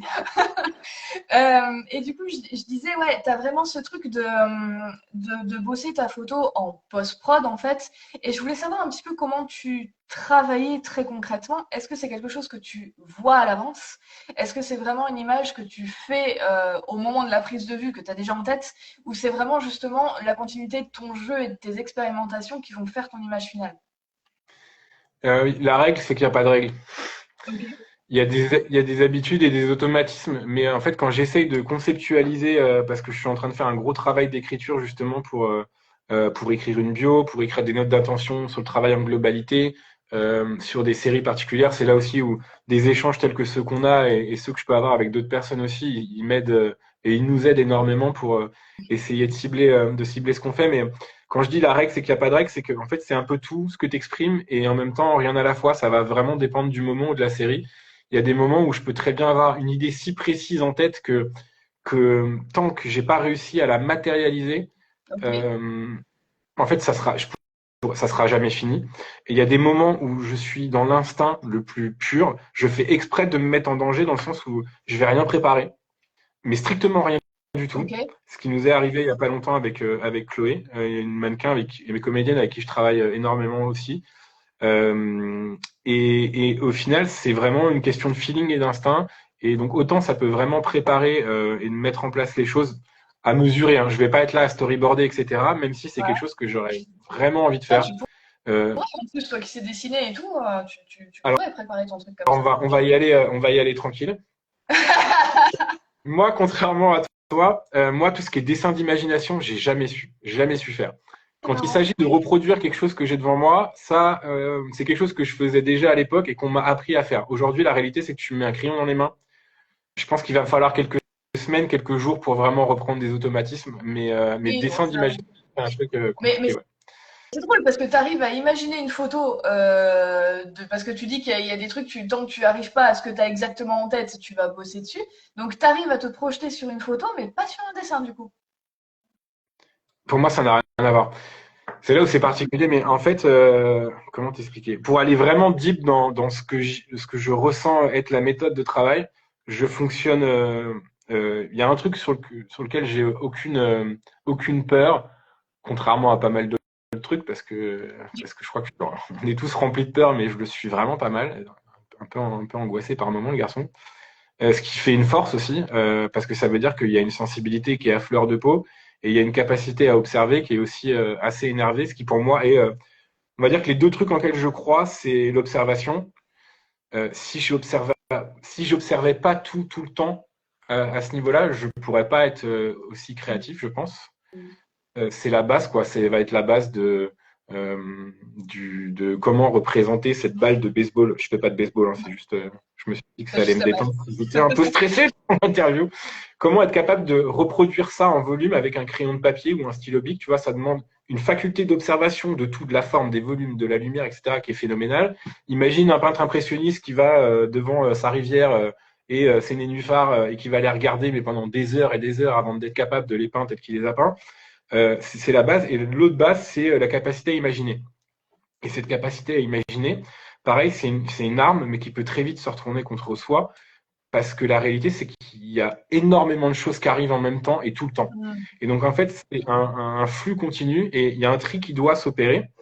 Et en ce qui concerne la créa, ou ce dont on est en train de parler, c'est-à-dire de visualiser une image, je fonctionne et je vais peut-être avoir du mal à en parler, par image mentale, en fait. Ouais. C'est-à-dire que j'ai des images qui apparaissent dans la tête, c'est pas des visions, c'est pas ça que je dis. C'est une sorte de ressenti mental et ça peut se matérialiser par des formes ou des couleurs. Et ça peut aussi se matérialiser en mouvement. Ouais. Ça, c'est un truc que c'est pour moi une étape que j'aimerais franchir, sur laquelle j'aimerais y revenir, c'est de pouvoir faire de l'image, mais non plus fixe, mais animée. Ok. Euh, Il y a ce au temps et ce rapport à la musique dans l'image animée. Enfin, peut-être qu'on en reparlera ou pas. Mais une des manières de procéder, c'est donc tout simplement d'aller dans l'image que je me suis construite dans la tête et qui m'a impacté. Et les images vers lesquelles je vais aller, généralement, ça va être celles qui vont revenir. La méthode de tri, c'est soit je note toutes les idées à droite à gauche pour essayer de m'en rappeler. Je suis noyé, j'essaye de tout rassembler en ce moment, enfin depuis des mois, je galère un peu. Mais la méthode, c'est plus quand ça revient une ou deux fois, au bout de la deux ou troisième fois, et qu'en plus ça me fait vibrer, ou alors qu'il y a un échange avec quelqu'un et que ça s'allume aussi pour l'autre, Mhm. c'est comme ça que je vais fonctionner, quoi. Ok, ça c'est super intéressant. Pour le fait C'est de. super intéressant parce que moi pour le coup, je fonctionne comme toi, je fonctionne vraiment à l'image. En plus, ça m'arrive souvent quand je suis en train de m'endormir. Tu vois, l'espèce de flash, je me dis, ah tiens, ça, il faut que je le fasse. Ah ouais, Euh, avant l'endormissement, quoi, ça t'arrive? Ouais, ouais, mais vraiment, tu sais, le moment où tu commences à basculer et je me la répète 20 fois pour pas l'oublier le lendemain, tu vois, c'est vraiment. Et des fois, c'est de la merde, hein. Je me réveille le lendemain, je me dis non, mais en fait, c'est nul, aucun intérêt. Mais par contre, ça fonctionne de la même manière pour le dessin que pour la photo, pour moi. Ah, ok. C'est-à-dire que l'image que j'ai en tête, je pourrais la faire soit en dessin, soit en photo. Enfin, c'est. Je vois ce que tu. Et en plus, je me pose la question si est-ce que je l'ai pas pour le dessin, parce qu'en fait, ma pratique de dessin est inexistante, alors que pour toi, Oui, euh, parce que tu pratiques pas, oui. elle est encore là. Si je pratiquais le dessin, peut-être que je serais curieux de savoir si ça s'opère ou Ah, pas. carrément. En tout cas, cette histoire de storyboard, ça me paraît pas inaccessible, hein. Je pense que si tu as cette image mentale et avec un peu d'entraînement, je pense que ça serait tout à fait jouable. Je pense que ça demanderait de l'entraînement. Le souci, entre guillemets, qui n'en est pas un, c'est que je suis attiré par plein de choses. J'ai envie d'apprendre plein de choses, j'ai envie de me replonger dans plein de choses. J'ai envie de faire de l'aquarelle, j'ai envie de faire du fusain, j'ai envie de peindre sur des toiles, j'ai envie de maroufler mes photos sur des toiles, j'ai envie de... Et en fait, je dois faire des choix. Et j'ai pas trop de problème à faire des choix, mais c'est plus le problème dans le rapport au temps. Le rapport au temps, il est un peu élastique, quoi, tu vois. Et ce dont on parle là, c'est quand j'essaye de prévoir mes photos, mais après, il y a tout ce qui se passe aussi derrière qui, là, va être plus de l'ordre du je suis confronté à l'image et je vais me perdre dedans. Ça va Mhm. être la base de. Il y a le jeu et en fait, le fait de se perdre, mais c'est aussi raccord avec quand je fais un peu le parcours et que je regarde dans le passé, le fait justement d'avoir la capacité de se perdre et d'expérimenter, bah, c'est un peu ce que je vais rechercher quand je vais m'être confronté à mes images. Et c'est comme ça que je vais pouvoir développer des processus créatifs une fois que l'image elle est finie. Ok. Et je vais appréhender l'image non pas comme l'image qui a été shootée et qui a juste besoin d'être traitée ou retouchée comme une fin en soi, mais comme une matière. Ça va être la matière première La avec base. laquelle je vais échanger ensuite, quoi. Mhm. Je m'éparpille Et du coup, complètement dans les non, réponses, non, mais pas je dois répondre du à tout, des c'est trucs à droite super à gauche. intéressant et tu verras, tu te réécouteras, ça, tout a du sens. Tout Ouais. est bien. Bon, on Et, verra ça, hein. et du coup, je vais rebondir parce que tu travailles aussi avec des procédés anciens. D'ailleurs, on a shooté ensemble pour ça. Faudrait que tu fasses les photos, hein? Au revoir. Et donc, tu bosses aussi avec des procédés anciens. Et là, pour le coup, bah, déjà, c'est super artisanal. Donc là, tu mets vraiment les mains dans le cambouis. Il y a vraiment un procédé qui est différent. Mais en plus, ça t'oblige à un certain lâcher-prise, en fait, parce que là, tu as quand même moins de contrôle sur le résultat final que tu peux en avoir en post-prod sur un ordi quand tu fais du numérique. Euh, Est-ce que tu peux nous raconter pourquoi tu mets les mains dans le cambouis comme ça? Qu'est-ce que ça te permet? Et voilà, comment t'en es arrivé là et qu'est-ce que ça te permet? Est-ce que t'en fais déjà encore aujourd'hui? Parce qu'en un temps, je savais pas trop si t'as arrêté. Ouais. Pour mieux y revenir, mais ouais, j'ai arrêté. Je vais juste répondre à la fin de la question et ensuite au début, parce que sinon je vais oublier. La réalité, c'est que tu as peut-être un contrôle qui est encore plus, qui est infini avec ce type de processus, dans le sens où un micro-mouvement peut impacter l'image. Donc Hmm. en fait, sur le papier, tu as moins de choses à exprimer, mais la réalité, c'est que chimiquement, le taux d'humidité, une mouche qui pète, enfin bref, tout ce que tu veux, ça peut impacter l'image et son rendu. C'est là où c'est super puissant. Mais de base, c'est quelque chose sur... donc la technique s'appelle le collodion humide. C'est une technique de prise de vue. Ça doit être la... Pas raconter de conneries, mais la deux ou troisième méthode de prise de vue qui date de 1850. Donc on est vraiment au début de la photo. Et je me suis confronté à ça parce que je me suis rendu compte que dans mes portraits noirs et blancs, un peu de plus en plus marqués, de plus en plus dark, on va dire, pour résumer, le rendu vers lequel j'allais, eh ben, ça se rejoignait énormément avec le rendu de ce type de prise de vue qu'est le collodion Ouais. humide. Et j'ai mis ça un peu de côté, discuté pas mal avec un de mes potes, Martin, qui lui fait de la photo argentique, mais qui a une pratique vraiment, vraiment singulière. D'ailleurs, si tu passes par là, j'espère que tu vas t'y remettre bien comme il faut. Bref, message privé passé. Euh, et, et en fait, j'ai choisi ce truc-là alors que c'est un des trucs les plus durs à faire. Mais techniquement, c'est le truc le plus dur que j'ai fait de ma vie. Et je Ouais. me suis dit que travailler à la chambre, concevoir sa propre chimie, parce que là, il ne s'agit pas de prendre ta photo et de l'envoyer au labo, ni même de mettre ta photo dans un bain. C'est que tu dois tout préparer toi-même. Et en fait, je me suis dit que niveau expérimentation, ça allait être fou. Que, en fait, c'était comme une évidence, quoi. Et j'ai rencontré Mélanie, ma maître de stage, chez qui ensuite j'ai intégré le studio, qui est vraiment quelqu'un de formidable, avec qui sensiblement Je te et coupe deux, personne. je te coupe 2 secondes, tu t'y es mis quand? 2 ans, ouais, je crois que ça doit faire 2 ans. Ok. Je suis pas sur Ouais, c'est quand même assez récent. 2 ou 3 ans, Ok. mais ça doit faire 2 ans. Mélanie, ouais, donc, avec qui on a vraiment, vraiment bien matché, parce que moi, de base, tout ce qui est physique, chimie, mais soit je passe ma vie à fumer des pétards sous le préau, soit j'écoute rien et je dors, tu vois, c'est ça ma scolarité par rapport à ce genre de matière. Et là, je me retrouve confronté là-dedans, et pour la première fois de ma vie, je me dis, en fait, la physique ou la chimie, ou les maths, ou ce que tu veux, quand c'est avec quelque chose que tu as envie de faire, en fait, le côté j'aime pas, tu t'en fous, tu y vas, quoi. Et j'y suis allé, mais à me lire et à traduire des bouquins en anglais sur la pratique du collodion humide comme ça, quoi. Alors que jamais de la vie, j'aurais fait ça. Et ce que ça fait ressortir de tout ça, c'est quelque chose de très dur techniquement, mais par contre quelque chose qui m'a ravagé le cerveau dans la manière de procéder, dans la temporalité. Tu mets 10 minutes, un quart d'heure pour faire une photo. Ouais. Tu touches, tu palpes les choses, quoi. T'as emprise sur quelque chose, t'es pas dans l'immatériel, poser ton cul sur ton ordi à faire claquer ta souris ou ton stylet et pour travailler sur une photo qui probablement verra jamais le jour parce que tu ne l'imprimeras pas. Là, t'es vraiment dans le dur. T'es en train de faire de la photo sur des plaques d'alu, des plaques de verre. T'es en train de voir l'image qui est en train de monter. T'as le négatif qui arrive et qui monte. Ensuite, une fois que tu mets ton négatif, je te fais pas tout le processus parce que c'est un peu long, mais une fois que ton négatif est monté, tu vas fixer ton image. Tu utilises des produits dangereux, il y a des règles de sécurité, il faut mettre des gants, il faut mettre des masques, il faut faire super attention. Et à un moment, tu as l'image qui se révèle. Et ces moments de montée du négatif et d'image qui se révèlent, c'est des trucs mais magiques. Tu sais que tout photographe qui utilise du numérique ou qui a jamais fait d'argentique ou qui a jamais développé d'argentique pourra jamais connaître parce que c'est de la, ouais, appelle ça de la magie parce qu'il y a quelque chose de magique dedans, en tout cas visuellement, alors que dans le numérique, il y a ça, cette partie-là n'existe pas en tout cas. Je critique pas l'un ou je critique pas l'autre. Pour moi, les deux peuvent très bien dialoguer ensemble et peuvent se répondre, aussi différentes soient-ils. Mais cette expérience-là a été très compliquée. J'ai notamment arrêté pour des soucis d'argent et surtout aussi parce que je me suis confronté à énormément de problèmes.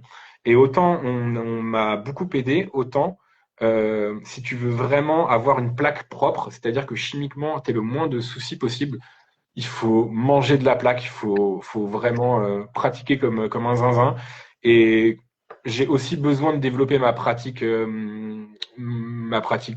pas forcément que numérique, mais j'ai aussi besoin de bouffer, on va dire, et de m'épanouir autrement que juste dans la pratique du collodion humide. Et bon, pour toutes ces raisons-là, j'ai mis une petite virgule.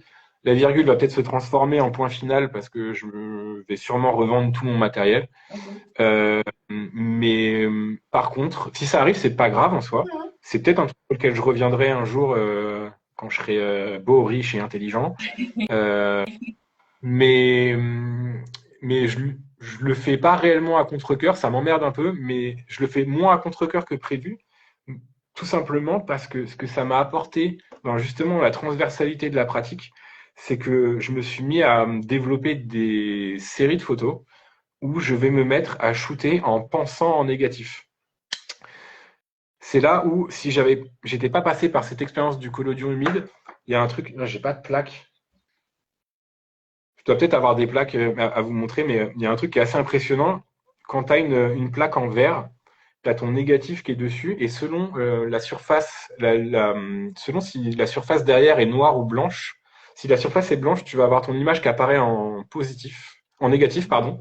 Si ta surface est noire, tu vas avoir ton image qui apparaît en positif. En fait, sur une même putain d'image, tu as un négatif ou un positif. C'est un truc qui normalement n'existe pas, quoi. Soit ton image est négative, soit elle est positive. Et je crois que là, je t'en parle avec le recul, mais je crois que c'est un truc qui m'a assez attaqué.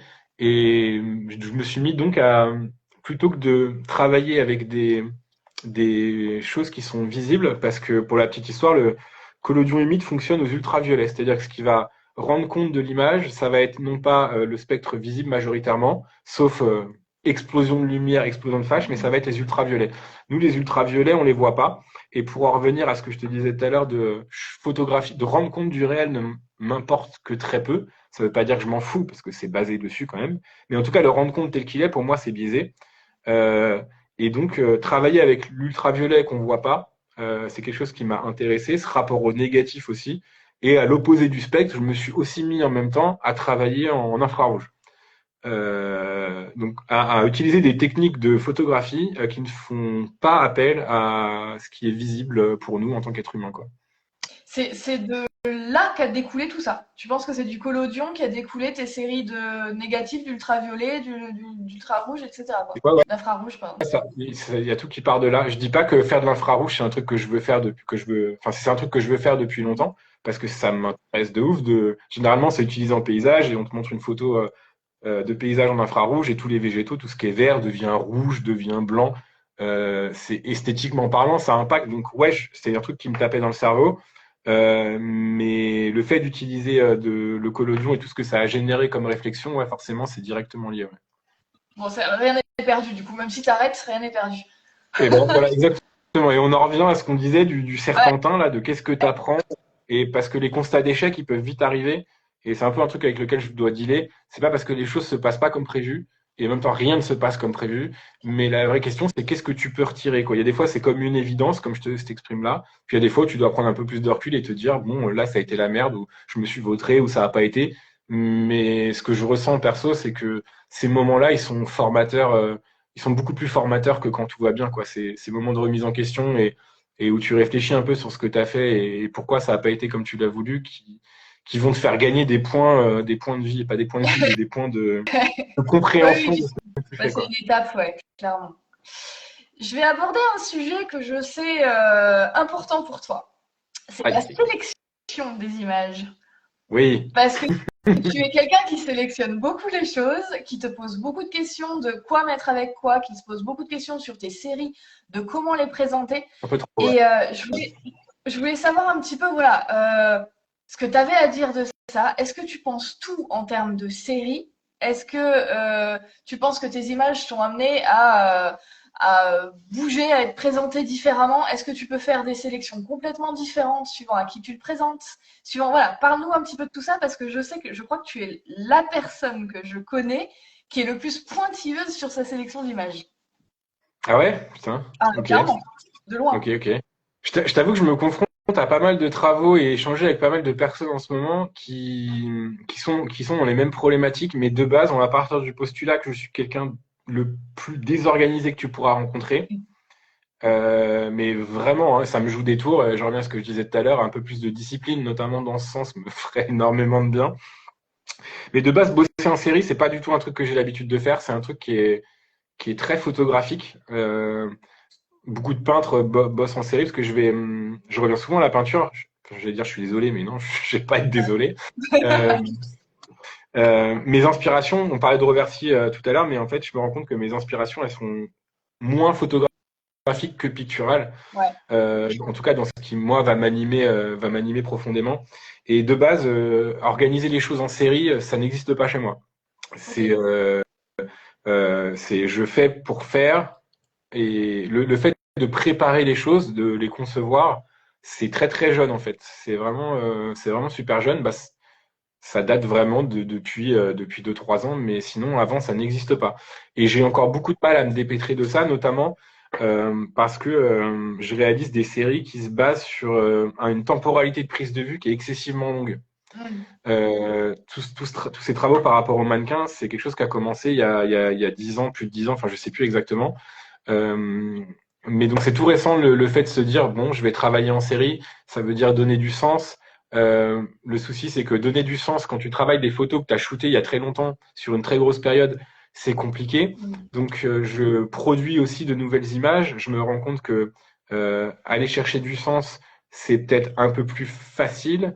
Et au final, cette difficulté à, à organiser les choses en série, c'est un peu les difficultés que je peux retrouver dans juste ma capacité à m'organiser. Donc Mm. c'est un peu faire violence, et ça veut donc dire chercher, gratter. Quand tu as énormément d'images, comme c'est le cas pour deux grosses séries que je travaille, une de portraits et une autre de paysages, quand tu as un gros corpus d'images, c'est difficile de... Tu pourrais faire en fait 1000 choix différents et ça voudrait exprimer 1000 choses différentes, en tout cas dans la manière d'organiser les choses, parce que sélectionner les images, c'est primordial, mais ensuite les faire dialoguer, c'est encore une autre partie du travail, et c'est une partie qui, pour moi, est essentielle, quoi. Ça peut être d'un impact phénoménal, quoi. Mm. J'ai un bon exemple de lecture de portfolio à Arles avec un galeriste. Je lui montre ma série de portraits et pour revenir sur ce que tu disais, quand je vois des professionnels, je suis pas je vais tout le temps essayer d'aller chercher la critique ou de donner à voir mon travail dans un certain axe qui est différent de la personne que j'ai vue avant, Ok. pour essayer d'avoir un angle de retour le plus pertinent et approprié possible. Et donc c'est un peu donner le bâton pour se faire battre en fait, mais c'est le moyen que j'ai de pouvoir obtenir de l'information. C'est super dur à gérer pour l'ego Ouais. parce que on peut te dire tout et son contraire, forcément en fonction des personnes à qui tu vas le montrer. Mais c'est aussi une mise en danger. Euh, mais bon, bref, cette personne, je lui montre une série de photos qui était, je te l'avais montré à l'époque, qui était un peu trop large. Ouais. Et cette personne me raconte sa propre histoire hein, avec ses photos. Ce qu'il me dit, en fait, c'est t'essayes de plaquer du sens, mais en fait, c'est quoi ton histoire? C'est quoi que tu veux raconter? Je me suis rendu compte, et notamment grâce à nos échanges, aux échanges avec Flore et à d'autres personnes, avec Seb aussi, que j'essayais de plaquer des discours pour parler des autres, mais qu'au final, mes images, elles parlaient peut-être déjà avant de moi. Et ça, je suis en train de commencer à le comprendre. Ça aura mis pas mal de temps. Et cette personne, elle prend toutes les photos, elle est allée sur la table et elle en fait sortir deux et elle les met côte à côte. Et là, j'ai regardé les photos, j'ai limite la larme à l'œil. Le simple fait qu'il prenne deux photos comme ça, il a exprimé tout ce que je voulais dire. Tous les mots, tout ce que je venais de jacter pendant 10 minutes, il l'a exprimé en mettant deux photos côte à côte. Bon, bah voilà, merci, bonsoir. Oui, et puis là, tu te prends une Ça, petite claque, quoi, justement, dans ta sélection et justement dans ta manière d'exprimer les choses. ouais, complètement. C'est là où je me dis qu'aujourd'hui, en tout cas, faire les essais, resserrer les sélections, c'est cool. Je commence ça commence à porter ses fruits, justement, le fait que je me mette en danger, que je montre beaucoup de travail et que je montre plein de choses différentes, parce que je commence de plus en plus, et ça me rend super heureux, de commencer à comprendre vraiment ce sur quoi je travaille et ce que je veux dire, être au plus près de ce que j'avais envie d'exprimer. Et ça passe par peut-être cette rigueur, voire cette névrose que j'aide à trier, retrier, remettre en relation les choses. Et en même temps, c'est ce qu'on m'a appris à faire depuis le départ et c'est comme ça que je me suis construit, quoi. C'est que en produisant massivement et en faisant dialoguer les choses que les chemins se sont définis. Et là, c'est exactement, en tout cas, l'impression que j'ai que c'est ce qui se passe, comme ce Mm. qui a pu se passer à l'époque, Oui, quoi. encore une fois, tu expérimentes et tu te perds dedans pour en ressortir quelque chose, quoi. Ouais, C'est si je ton pouvais fonctionnement juste créatif. réduire un tout petit peu le temps de perte, tu vois, la temporalité où je C'est me pas de la perds, perte. On l'a dit, euh, c'est jamais de la perte. Ça prend du temps, mais c'est jamais de la perte. on va dire ça. On va dire ça. Du coup, ma question suivante, ça serait, parce que justement, on parle de ton message, du fait que les choses soient perçues telles que tu as envie de les exprimer, en fait, que ton message passe autant dans ce que tu exprimes de la même manière, arrive à ton audience, en fait. J'ai perdu le fil, mais tu as compris ce que je voulais dire. Absolument. Euh, Est-ce que si tu n'avais pas de public, si tu n'avais personne en face de toi, est-ce que tu ferais les mêmes images? Ça, c'est une très très bonne question, comme tu peux l'imaginer. C'est quoi, je vais te dire oui et non. En fait, j'ai envie de te dire oui, ça serait exactement les mêmes parce qu'il y a une partie de moi qui a envie de m'en foutre de tout. Et non, ça serait pas les mêmes parce que la partie de moi qui a envie de s'en foutre de tout, elle y arrive pas. Mm. Et que il y a ce côté beaucoup trop égocentrique de faire des images juste pour soi. Et je crois qu'autant j'en apprends énormément sur moi et sur les choses et sur les gens en faisant ces images, autant je crois que je les fais pas pour moi en fait. Euh, tu photographies pas de l'humain comme une brute comme ça, pour que ça soit que pour moi quoi. Enfin, ou alors je suis un détraqué et j'essaye de collectionner, enfin pas un détraqué mais il y a ce côté pardon, il y a ce côté collectionneur. Enfin non ça m'intéresse pas. Mais forcément quand tu fais ce genre de métier euh, on va pas se mentir, c'est pour que le travail il soit vu quoi. Il y a sans forcément parler de se faire flatter l'ego, mais si tu as quelque chose à dire, bah si c'est que pour toi, c'est comme si tu parlais tout seul dans ta chambre, ça sert pas à grand chose quoi.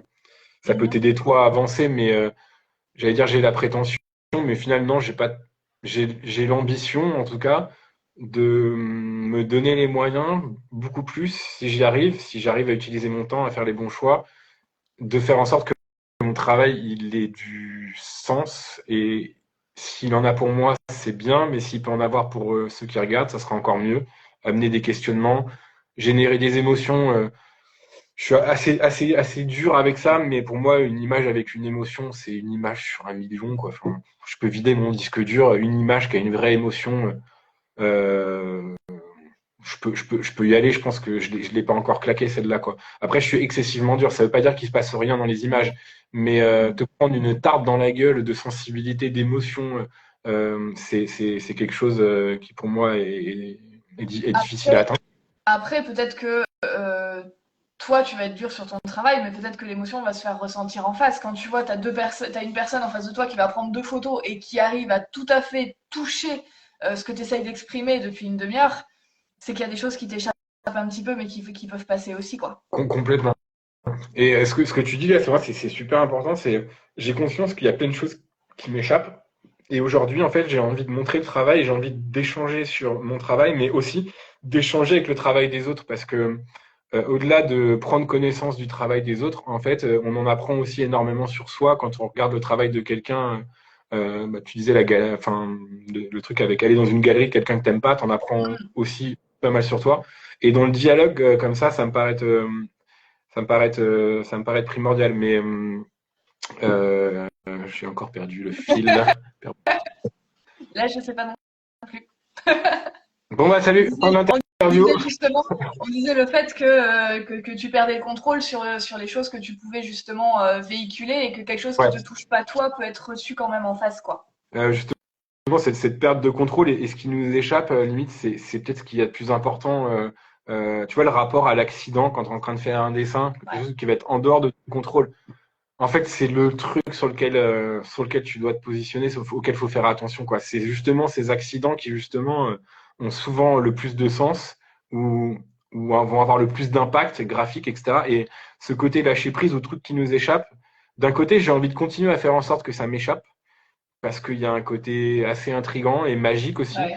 Et d'un côté, j'ai envie de montrer de plus en plus le travail à des gens qui vont pouvoir pointer du doigt ce qui va m'échapper parce que c'est peut-être le plus important, en fait.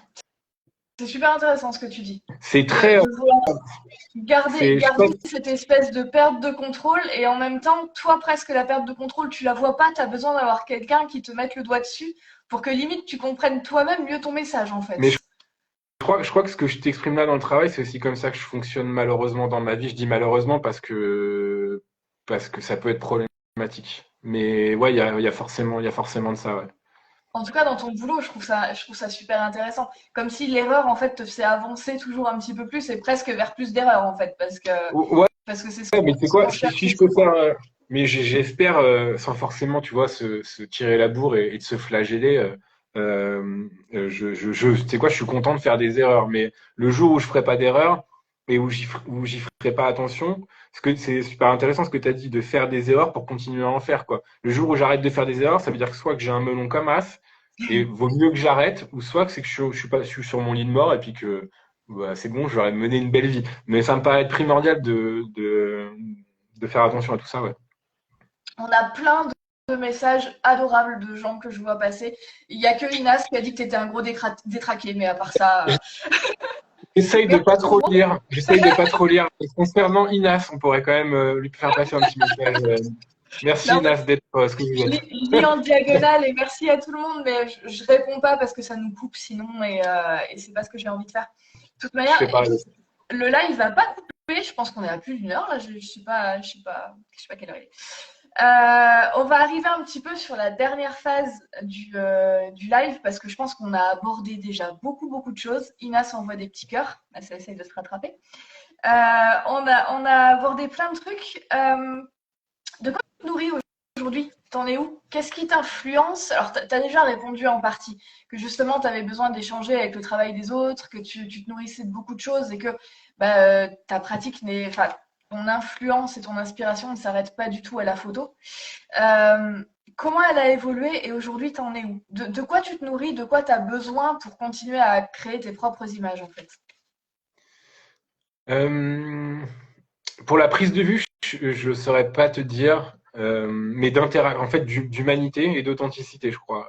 Des rencontres avec des gens et beaucoup de discussions, beaucoup d'échanges. Ok. C'est comme ça que les projets que je suis en train de faire se font, en tout cas, et des sujets qui sont soit très légers, soit au contraire plutôt très lourd et avec une temporalité assez longue. Donc ouais, l'échange et la discussion, l'observation aussi beaucoup et le rapport à la, ça c'est dans un second temps, mais dans le rapport à la musique, je me rends Ok, compte c'est vrai qu'on n'a pas parlé de ça. on en avait parlé en privé et tu avais fait deux, trois remarques qui m'avaient pas mal bousculé, justement, le côté sonore ou justement bruit qu'il peut y avoir ou Je vais pas. faire je vais faire une petite parenthèse. En fait, moi, je te suivais depuis quelque temps sur Instagram. Et un jour, donc avant qu'on se rencontre en vrai, tu as mis une story pour savoir comment tes contacts pouvaient qualifier ton travail. En un mot ou en deux, je crois, c'était un truc. Et moi, le mot qui m'est venu, c'est bruyant. Donc, on se connaissait pas du tout, je t'ai envoyé bruyant. Et en fait, à ce moment-là, tu m'as réécrit parce que le truc t'avait vachement impacté. Et du coup, après, tu m'as parlé un peu de ton histoire perso. Et je me suis dit, putain, mais effectivement, c'est fou que tu aies réussi à me transmettre ce truc-là avec des images qui ne font pas de bruit, justement.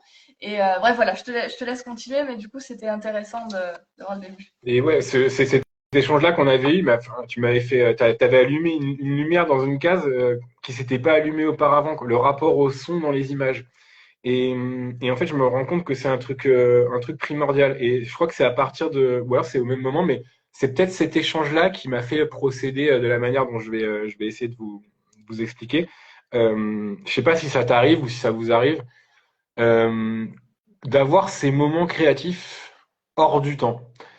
Ce bouillonnement où en fait, tu as l'impression que tous tes millions de neurones vont se connecter et que tous les ponts vont se faire et que ton imagination va partir. Ton imagination, ta réflexion, et ça peut même aller jusqu'à un ressenti physique. Euh, enfin, est-ce que c'est quelque chose que tu connais Ah oui, clairement. ou on Clairement. Et que peut passer j'adore en pour des plus. on peut passer pour de quoi? Et que j'adore en plus. C'est vraiment des moments qui sont assez extraordinaires.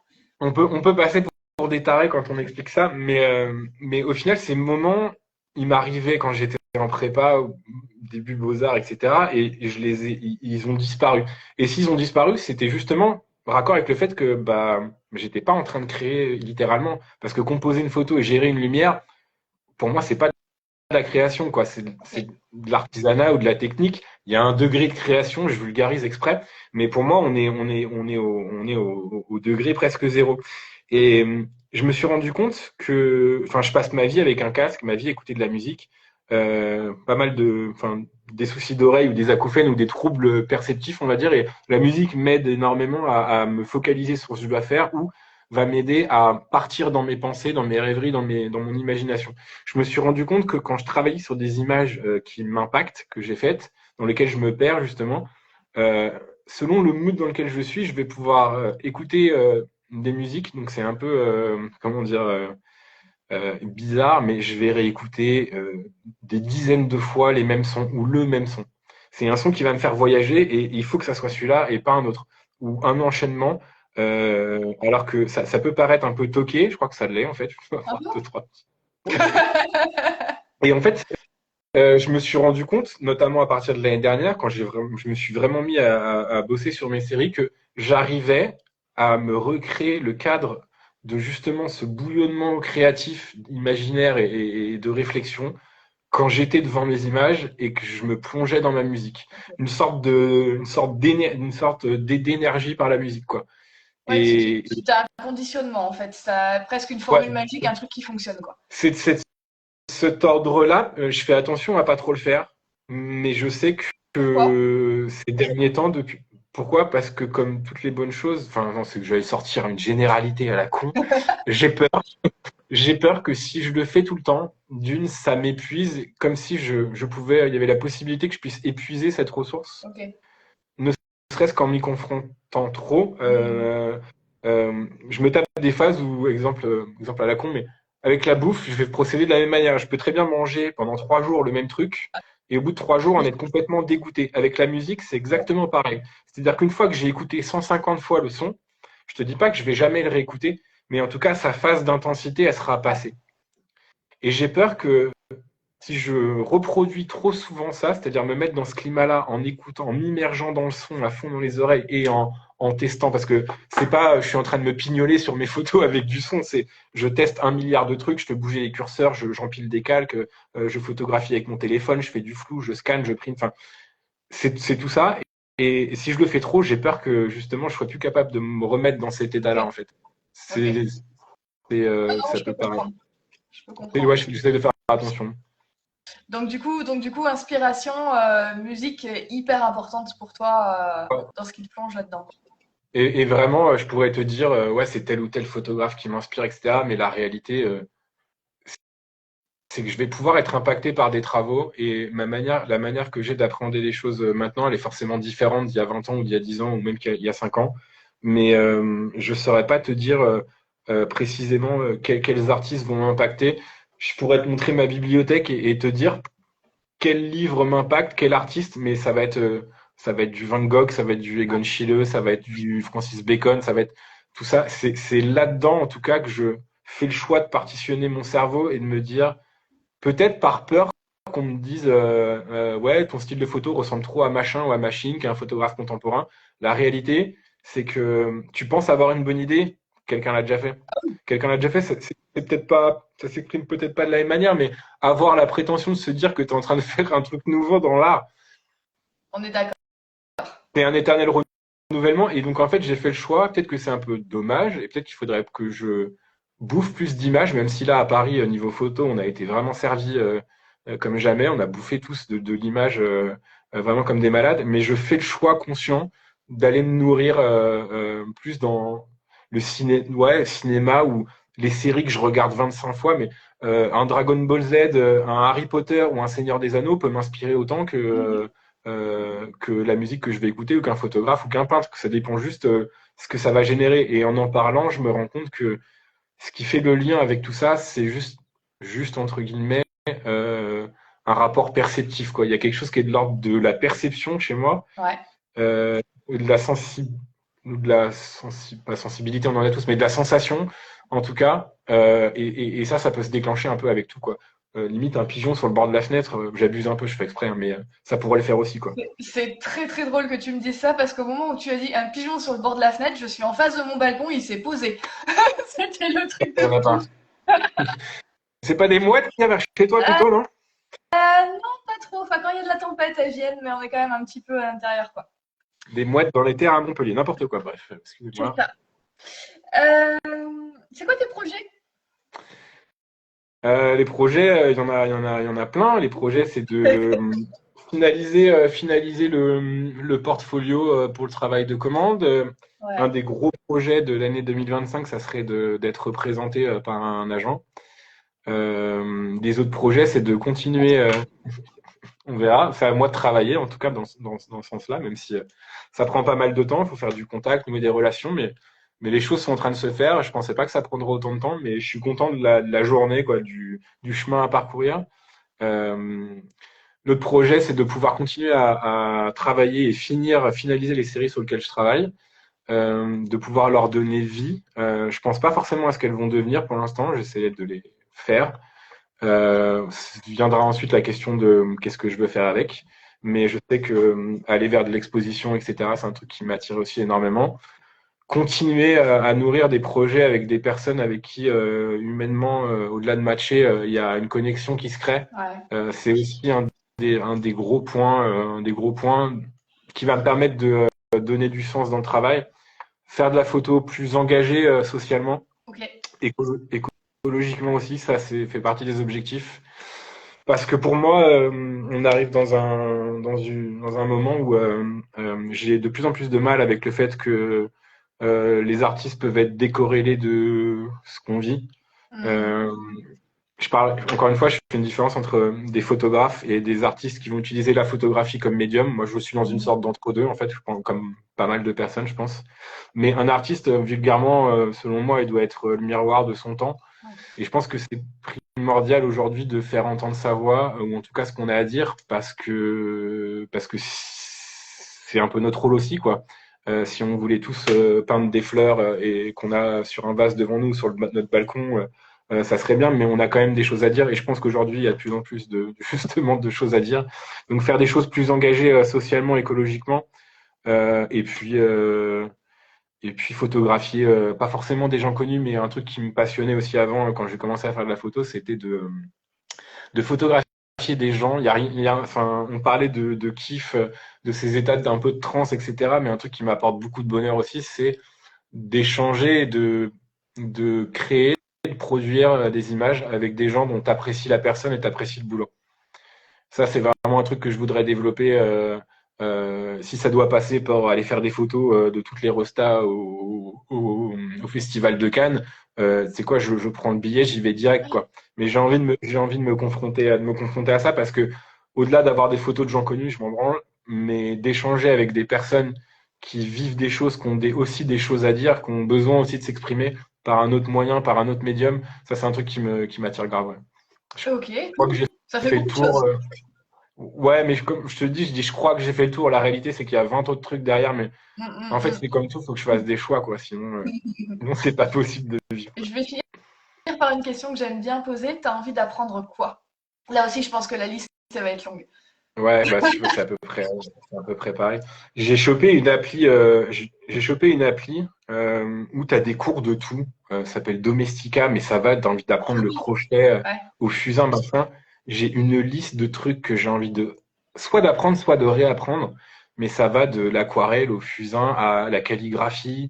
Euh, j'ai envie je sais pas, de faire de l'acting, de jouer, d'apprendre à faire de la réalisation, d'utiliser aussi bien des trucs d'art plastique, écrire, c'est un truc que je rêverais, faire de la musique, c'est un truc que je kifferais aussi. Ok. Je dois faire des choix et c'est vrai que la photo, ça fait quand même pas mal d'années et autant j'ai envie de continuer, autant je ressens le besoin et c'est pas le fait que ça soit facile, mais écrire et gratter de la feuille, je le fais aussi énormément, personne ne le voit. Le son, ça reste encore autre chose, mais en fait, tout ce qui va faire appel à mes sens va forcément me titiller, va me donner envie. Donc, euh, aussi bien dans l'art plastique que dans le reste, c'est super large. Et encore une fois, je dois choisir. Donc, pour répondre brièvement à ta question, je dirais tout. Ok, ça me va. C'est pas un choix très restreint, mais ça me va. Non, mais la question, ça serait plus qu'est-ce que tu ne veux pas apprendre, dans le sens où en fait, je crois que j'aurais juste, enfin, c'est pas je crois, c'est j'aurais pas assez d'une vie pour tout apprendre. Ouais. Et en fait, il s'agit pas d'apprendre juste pour apprendre, mais en fonction de ce à quoi tu vas te confronter, tu vas en apprendre sur toi et sur les autres, quoi. Et c'est ça qui est réellement important, je pense. Donc, ouais, faut que je me freine aussi, aussi là-dessus, ouais. Bah, ça me va très bien comme réponse. Est-ce que tu as quelque chose à rajouter? Je pense qu'on a parlé de beaucoup de choses. Je pense qu'il y a beaucoup de choses qui ont été dites, il y a plein de choses qui restent à aborder, mais je pense que là, on a quand même été brassé super large. Si j'ai un truc à dire, c'est plutôt te retourner la question de toi.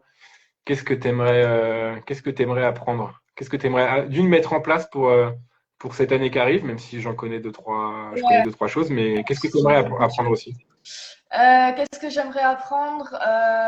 Je crois continuer d'apprendre ce que je suis déjà en train de faire. Je crois que j'ai encore beaucoup de choses à voir en photo, en mannequinat, en dessin. Vraiment, je crois que ce que j'ai envie d'apprendre, c'est de réussir à trouver une manière de tout mêler et de trouver quelque chose qui m'appartient vraiment là-dedans. C'est pas vraiment un apprentissage, c'est plus un apprentissage sur moi-même. Et enfin, tu le sais, je suis en train de faire un gros travail sur moi-même depuis quelques temps. Et donc voilà, continuer un petit peu tout ça. Et puis les projets pour 2025, il y en a plein. Tu fais partie de quelques trucs. On sortira des trucs ensemble à un moment donné, donc ça va être cool. Et, euh, J'ai hâte, ouais. et donc voilà. J'ai vraiment hâte. Ouais, moi aussi, ça va être vachement bien. Donc ouais, plein de projets et plein de choses à faire et je sais pas où ça va et c'est ça qui est cool. Et merci Trop bien. d'avoir retourné la question, c'est la première fois qu'on me demande. Non, en fait, franchement l'exercice pour moi, je sais pas comment ça passe, mais voir ma tronche dans un retour pendant, je sais pas quelle heure il est, mais on va dire 1 heure et demie, c'est pas que c'est infernal. Aujourd'hui, je deal avec le truc, mais c'est pas quelque chose qui me met à mon aise. Le jeu de l'interview, il y a un côté dans le questionnement de l'ego qui est assez particulier. Et en fait, quand on se parle, je sais que c'est une interview, mais il y aurait pas ce cadre de l'interview. Je t'aurais retourné les questions, on serait parti dans une sorte de question-réponse. Mais là, j'ai essayé de me tenir au jeu, mais c'était pas forcément T'as facile, tu très vois. bien fait les choses parce qu'il faut savoir que nous deux, on est capable de parler 6 heures de temps sans s'arrêter. Et ouais, ça aurait été long. Donc, Ça aurait- moi, en fait, te poser une question, c'est limite, c'est bon, c'est la fin, on peut ouvrir un peu. Bon, alors, on va refaire 1h30 à l'inverse maintenant. C'est quoi? On peut, hein. Non, non, non, on va Mais éviter. je sais que tu l'as déjà fait, mais je pense que ça peut être aussi un truc qui peut se refaire au fur et à mesure des années, parce que l'interview croisée, enfin l'interview qu'on t'a faite justement, elle date d'il y a quelques mois, voire quelques Ouais, années, je sais plus exactement. quelques années. Mais je pense que Quelques ça années, peut c'était. être aussi un exercice super intéressant à faire, autant pour toi que pour la personne qui le fait, quoi. Donc Ouais, si jamais tu ouais. as besoin, n'hésite pas. Bah écoute, quand tu veux, hein. Moi j'aime bien ce genre de choses pour le coup. Je trouve qu'il y a des échanges sympas. Et puis là, je le vois, ça fait réfléchir sur nous-mêmes aussi. Ça fait faire des liens qu'on fait pas forcément. Et je trouve ça super Complètement, ouais. intéressant. C'est vrai que dans les échanges, dans tous les échanges que j'ai eus avec plein de gens, il y a toujours des trucs un petit peu étonnants qui ressortent en fait, qu'on n'avait pas trop anticipé. Et enfin, c'est ça qui est magique. C'est pour ça que je le fais en fait, hein. Complètement. Et ouais, pour avoir, enfin, il y a beaucoup de choses qui sont ressorties quand j'entends Mathieu Pugat, Thomas Lavelle, Castellani, j'ai oublié son prénom. Laurent, Enfin, Laurent, des expériences qui sont complètement différentes. Et en fait, même si les expériences et les personnes et les pratiques sont différentes, il y a des points où ça se regroupe. Et c'est là aussi où c'est super intéressant, autant dans la manière dont ça peut se rapprocher, autant dans le contraste aussi, quoi. Donc, clairement. l'exercice de l'interview est vraiment chouette. Et puis, merci à toi de mettre ça en place et puis de m'avoir invité, en tout cas. Avec grand plaisir. Et puis c'est complètement égoïste parce que moi je bouffe tout ça et après j'en fais autre chose. Donc c'est très bien. Écoute, c'est un peu égoïste aussi de ma part de se laisser interviewer pendant 2 heures, donc tout va bien. C'est trop bien. Merci Nico. Merci à C'était trop toi. cool. À bientôt. Ciao, ciao. Au Bisous. revoir tout le monde. Ciao, ciao.